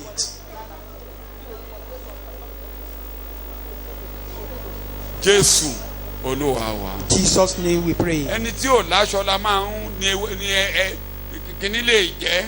Those who don't Ẹ̀mí ni máa have jẹ́. cloth, you have mosquito may bite Torí kò you. láṣọ. Ó ní aṣọ ti dé. There is garment Ti wọ̀ now. mí ní aṣọ. Garment is put Kì í upon me ṣaṣọ now. lásán. Not just Àwọ̀ mi ordinary ní garment. agbádá. A regalia for that Àwọ̀ mi ní matter. mo ń ka lóru ẹ̀ ní mo I tún was jọ́sìn. reading this Ibẹ̀ mo ti bẹ̀rẹ̀ Nine. mi ò ka tán o. Mi ò though I débi was tí mo lọ mi unable ò to tẹ́ ka finish tán. it. Mi ò tẹ́ ka tán. Nígbà mo débi kan tí mo jọ́sìn. Mo ní When I got to a point, mo ní I yòókù watched di it ṣọ́ọ̀ṣì tàbí ọ̀dọ̀. said, the Mo bẹ̀rẹ̀ ní remain chapter to church. 61. Nígbà mo ka dé 64. I read it up to Mo ní chapter yẹn yó mi 54. lára. I said, I'm satisfied with that. oníyẹn yóò mi. Mo ń kaba ẹ̀ mo tún ṣe báyìí mi náà ń ṣe báyìí níbi tí mo and I was rejoicing. wọ̀ mí ní aṣọ. Mo ní bàbá rèé bàbá rèé bàbá rèé bàbá rèé bàbá rèé. Ó parí iṣẹ́ bàbá parí iṣẹ́ bàbá parí iṣẹ́. Finish the whole thing. Ó ní màmá. Ó ní a ti fi òróró yàn mí. that have been anointed. Àwọn ọ̀run ló pè mí ní pé The heavenly. òróró ayọ̀ dípò ẹ̀mí ìbànújẹ́. Ìbànújẹ́ ayé rẹ kó kọjá lọ ni mo ń The sọ náà. sorrow of your life will pass away is what I'm saying. A máa pè ọ́ ní alátúnṣe àwọn ẹ̀yà. They will call you a Olùkúpadà repairer àwọn of ọ̀nà the tó bridge. dahoro. Gbogbo ọ̀nà ayé tó dahoro báyìí kó padà sójú ọ̀nà gidi. All those whom their life are desolate, let them return to their base in the name of Jesus. Gbogbo odi tó yà kó lù wá kó gbèrò. All bridge wall be upheld in the name of Jesus. Ọfà kọfà ò ní wọlé sí No ayé rẹ. arrow will enter into your body. Eléyìí tó wà nú ẹ̀jẹ̀ The kéye one in jáde the lọ blood, lójijì. let them move out in the name of Jesus. Ọwọ́ kọwọ́ Any ọwọ́ hand, kọwọ́ any strange tí ò hand ṣe ọwọ́ That Ọlọ́run is not of God. tí ò ṣe ọwọ́ That is not Ọlọ́run the hand of God. nínú ayé ẹ̀ kó in your dópin láàárọ̀ life. yìí. Let them dry up in the name of Jesus. You are free. Ó dominira. You are free. Ó dominira. You are free. Ó dominira. You are free. Ó dominira. In the name of Jesus. Ní orúkọ Jésù. In the name of Ní Jesus. orúkọ Jésù. Ó ní àti wọ̀ mí láṣọ. Garment is upon me. Wọ̀ mí láṣọ òdodo. Ó wọ̀ mí lágbádá ìgbà. Gẹ́gẹ́ bí ọkọ yìí. Ìyàwó tí ń ṣe ara rẹ̀ lọ. ṣá àti ìbíyàwó tí ń ṣe ara rẹ̀ lọ́ṣọ̀ọ́. Èmi yóò yọ̀. Ọkàn mi yóò yọ̀ gidigidi nínú Ọlọ́run mi. Ìgbà tó ṣe yẹn tán. After Jẹ́ kí n ṣe kúrú. finish that, Bó ṣe ṣe tán báyìí.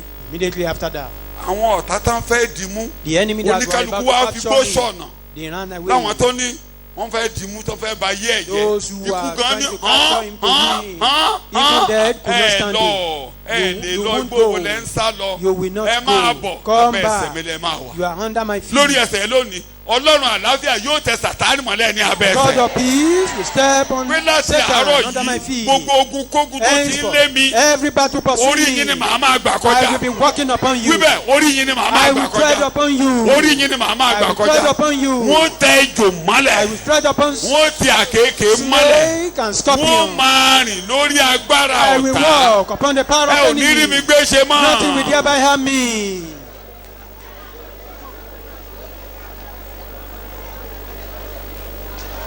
Ní orúkọ Jésù Kristi, Olúwa wa ni a gba àdúrà. In Jesus' name, our Lord, we pray. Bí bàbá wa jíǹde o, After resurrection, bàbá wa jíǹde. Eléyìí tí ẹ̀ka ní Bíbélì. what you Eléyìí read in the Bible, kí n sọ díẹ̀ nígbà tó wá jíǹde. Tó wá yọ, wá ra, ó dúró báyìí. Ó gbábọ́ ẹ̀jẹ̀ lọ́wọ́ fẹ́ máa lọ sókè. Bẹ̀ tó fẹ́ káwọn ọmọ taking a òun. bowl of Ó blood, fẹ́ káwọn ọmọ òun ẹ̀kọ́. but he Pé kì í wants ṣeré mọdé ní his kóró. disciple to know the doctrine that this is not a child play. Omi wọ̀n. He was looking at them. Pétérù débẹ̀ ọ̀sá lọ. Peter got there, he ran Yohanu débẹ̀ away. girigirigiri. John got there, Obìnrin kan débẹ̀. a particular woman got Ẹni bá there. dúró máa ríre gbà. Anyone that waits for God will Má bínú. eventually receive blessing. Ẹ má bínú o. Tí mo bá sọ pé common woman, Old Testament mo sọ pé common woman. Old Testament ló jẹ́ kí n sọ pé common woman. It's Old Testament that use Òun mo sọ pé obìnrin me lásán to use lásán. that language. I Ṣùgbọ́n náà fẹ́ apologize for fi that ìtàn already. pé But God wants to prove ọ̀rọ̀ ọkùnrin àtobìnrin kọ́ rèé o. that this is not a matter of Ẹni bá man ti or dúró dè mí á woman. ríre gbà o. Anyone that Obìnrin ò tarries kọ́ mọ́ àmọ́ o. will receive Mo lóbìnrin ò ṣe. woman or Ee o. female are no more common Kò thing. sí ọkùnrin. No Kò sí man obìnrin. or a woman. Àtẹ̀dẹ̀ kan nínú We are now one Jésù. in Christ. Tí a bá ti lè gbé Jésù wọ̀. Once you Gbogbo àwọn put tí a on bá ti Jesus, sínú Kristi wọ́n ti all gbé those who are baptized in Kristi Christ, wọ̀. they put on Galatia Christ. ni mò ń kà yẹn o. I read it, Orí I'm kẹta reading Galatians chapter 3, 27 ẹ̀ máa verse délé kan. 27, you Kò read sí it out, read obìnrin, that at all. kò sí ọkùnrin, No female, no male. àtẹ̀dẹ̀ kan kò sí gbárí, kò sí No kòbókòbó, tribe, kò sí no àfin. language, albino. Torí àwọn kan ń wá àfin báyìí. Some people are looking for Wọ́n ní albino. ajẹ́bí iná láàfin. That Ẹni they wọ́n are ń pa very- wọ́n láwọn orílẹ̀-èdè kan wọ́n They mẹ́wàá were wọn killing kiri them láti in fi some ṣòwò nations. owó. For sure. ẹ mọ̀ pé Africa wicked. You know, African, we are so wicked. So nígbà tó wá ọ̀rọ̀ àdúrà ó wá mú obìnrin yẹn débẹ̀ ni. And the woman got there. Jésù mi o ó la gbé ọ pamọ́ sí. Where Jésù do mi they hide this ó la gbókù Jesus? ẹ pamọ́ My sí. Jesus, where do they hid your corpse? Ìwọ lọ pẹ́yẹ títì, ìwọ lọ pẹ́yẹ bàbá, bó la gbé ọ pamọ́ sí. Where do they hide this Jesus? Bàbá náà ti wá yíra padà, And the ó Jesus ti has wá dàbí aṣọ́gbà. transformed. He is just like a gardener. Ọ̀gbẹ́ni, madam, ìwọ ló ń wá.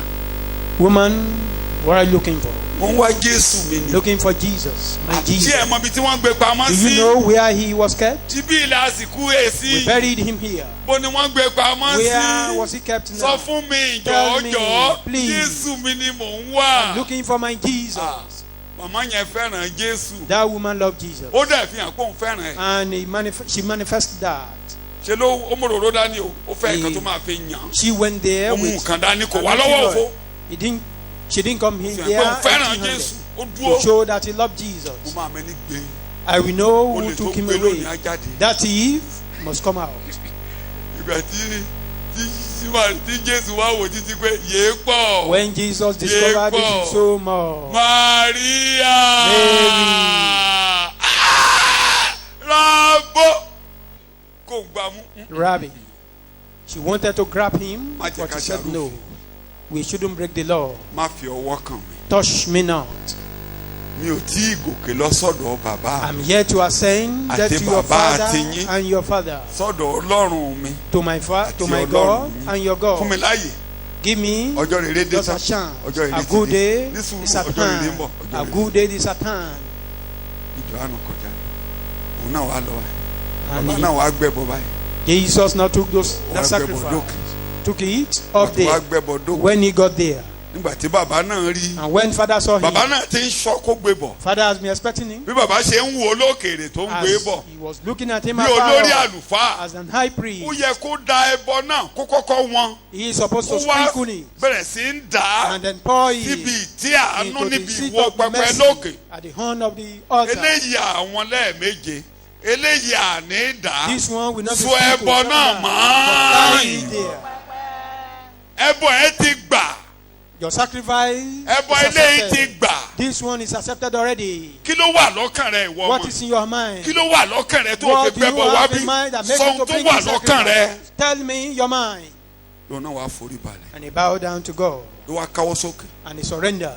Èní ni ọjọ́ tí Olúwa This is the dá. day the Lord has made. Àwa yóò máa yọ̀. We will rejoice Inú wa yóò máa dùn. and be glad in it. Bàbá Father, jẹ́ kí ìgbàlà bẹ̀rẹ̀. let salvation start now. Kí ìgbàlà àlàáfíà nísinsìnyí. bẹ̀rẹ̀. Send Kí salvation ìtẹ̀síwájú and bẹ̀rẹ̀. peace and progress. Mi ò ní ìbéèrè méjì ju pé I have ìgbàlà. nothing Ìgbàlà mo but two mú things. wá bàbá ó ṣe. Salvation. Ìgbàlà ni mo mú wá. Jẹ́ kí I'm ìgbàlà ṣẹlẹ̀. requesting for salvation. Kí ayé àwọn èèyàn máa tò. The people Kálàáfíà period kí ìnira parí. let there be Kí peace. wàhálà parí. Amen. Ibi parí. End of Amen. evil. Jẹ́ kí ìgbàlà bẹ̀rẹ̀. Let there be salvation. Save now. Lọ́nà wa forí balẹ̀. Save now, we beseech you, O Lord. ṣe Sọ wọ́n wá ìgbàlà èsì ni mò ń kà yẹn nísinsìnyí. o. Èmi bẹ̀ Save ọ́. now Wá pàdé. prosperity. Ẹ̀bẹ̀ àdúrà mi lónìí. My request. Olúwa, prayer èmi request bẹ̀ ọ́. today. Ẹ̀bẹ̀ àdúrà mi Rán lónìí. àlàáfíà. Prayer request. Yes. today. Gbàlà. Say. Bí ẹnìkan bá ti ké pè ọ́. If Pé òun anyone lè call upon dágbélé you, ayé. that I cannot Pé òun do lè this rẹrù for the Lord, ayé. I can bear Gbára the ni load ń of the láyé. Lord, that I'm afflicted Pé òun in wá this ìgbàlà. world. I'm looking for salvation. Nawọ́ rẹ̀. Stretch forth Kó your mú hand ẹ̀ṣẹ̀ kúrò and lórí take away orúkọ rẹ̀. sin upon his name. Bọ́ aṣọ ẹ̀gàn ayé rẹ̀ kúrò. Take away the garment of Fi òpin reproach sí from ọjọ́ him búburú rẹ̀. and put an end to his Tó bá ti day. dúró tọkàntọkàn. Once Pé before Jésù you ìwọ call lolúwa. that Jesus Bí is ò the bá Lord. tiẹ̀ mọ nǹkan tí ó má màdúrà gbà. Without, Kó má wá mi. Kò Even wá if he mi. didn't know how to Kò pray, ronú not nípa even mi. seeking me, Ó ṣáà ní not thinking about me. mi ò lè dá gbé. But he surrendered that I can be idle. Bọ́ aṣọ ìhòhò rẹ̀ kúrò. Take away his nakedness. Gbogbo ìní ayé ẹ̀ jẹ́ kó dópin. All affliction, nítorí náà today. Therefore, nítorí náà for this reason, láti òní gbogbo àwọn bẹ́ẹ̀ henceforth, all such jẹ́ kí people, ọjọ́ rere wọn dé, let their good day jẹ́ kí come. ọjọ́ tuntun ó bẹ̀rẹ̀, Let new day start. ọjọ́ tó fún ènìyàn lórí ilẹ̀ The day you've given man upon the tó máa land, ṣe àṣeyọrí, they should be successful. èní ni ọjọ́ náà, Today is the day. jẹ́ kó bẹ̀rẹ̀ Let nínú it ayé start wọn. now in their life. Pàdé mi níjọ́ mẹ́jọ. Meet me next week. Òun ni ká jẹun pẹ́, a ò lè jẹ pẹ́, a lè jẹ pẹ́ jù yẹn lónìí, kó má di pé ẹ máa sùn, káwọn mi lọ kéde pé Ọlọ́run ti dá ọjọ́ kan God has created a day. kí rí yín lọ́mọ fẹ́. Let me Ọlọ́run see ti you dá there ọjọ́ at oríire That the o. good Ọjọ́ day has búburú ti lọ come. Evil day is o. over. Ẹ̀yin mélòó ló máa tẹ̀lé mi lọ? How many people will follow Ẹ̀yin me mélòó ló gbà kọjọ́ búburú ti lọ? to publicize Eh, o. the gospel? Ṣé màá rí yín ní Today, gbòòrò? Mo ti gbé to mọ́tò kalẹ̀ proclaim o. me, there is vehicle. Ọ ewu ọ. Pé gbogbo àwọn bẹ́ẹ̀ All such people, ọjọ́ tí wọ́n Ọlọ́run dá the day the Lord has made, ọjọ́ rere wọ́n bẹ̀rẹ̀, their good day has ọjọ́ come. ayọ̀ bẹ̀rẹ̀, Their own day of wọ́n á máa God. yọ̀, They will be rejoicing. inú wọn yóò máa They dùn. will be glad. Ọjọ́ náà rèé, This is the day. màá ṣàlàyé ẹ̀ níjọ́ mẹ́jọ. I will explain that. Ṣùgbọ́n next jẹ́ kó week. wọnú ọkàn ẹ lónìí. But let it enter Tí into mo your parí heart. ẹ̀kọ́ àárọ̀ yà kò rí kan ṣoṣo tí mo lò láàárọ̀ ẹ̀ ni pé The one ọjọ́ kan ṣoṣo tí Olúwa dá. that the only day the Lord has made. Mo yà sẹ́yìn kó lè yé yín pé I digress ọjọ́ búburú ṣe kí ni o. to make it Kọjá clear lọ. that evil day is Ṣé o gone. ti lọ? Is it gone? O ṣú ọ o. You are not O sure. ṣú ọ o. You are not sure. Ọjọ́ rere mi ti dé o. My own good day has come. Lórí ẹsẹ̀ mi. Ọjọ́ rere mi ló dé. Sátánì máa halẹ̀ mọ́ mi mọ́. ariwo lásán ló ń pa kiri. mo fọwọ́ sọ̀yà nínú ẹni tó mú lọ. ẹni tó gbé ọjọ́ gbogbo lọ Nípa kí ẹ̀jẹ̀ má jẹ̀mú. mo panáriwo. ó pariwo wípé ọjọ́ búburú ti lọ láyé mi. Lọ́dún pẹ́pẹ́ ọjọ́ búburú ò ní wáyé Let's mọ́. go and thank God that Ọjọ́ evil day ìkorò ò is ní gone. wáyé The day mọ́. of bitterness is gone. Òní ni ọjọ́ tí Olúwa Today dá. is the day the Lord has Àwa made. yóò máa We will yọ̀. rejoice Inú wa yóò máa dùn and nínú be rẹ̀. glad in it. Ìní ni ọjọ́ tí Olúwa This dá. is the day the Lord has Àwa made. yóò máa We will yọ̀. rejoice Inú wa yóò máa dùn and be nínú rẹ̀. glad in it. Olúwa wa. In Jesus' name, our Lord Ṣàmìyàn we kó pray. kanlẹ̀.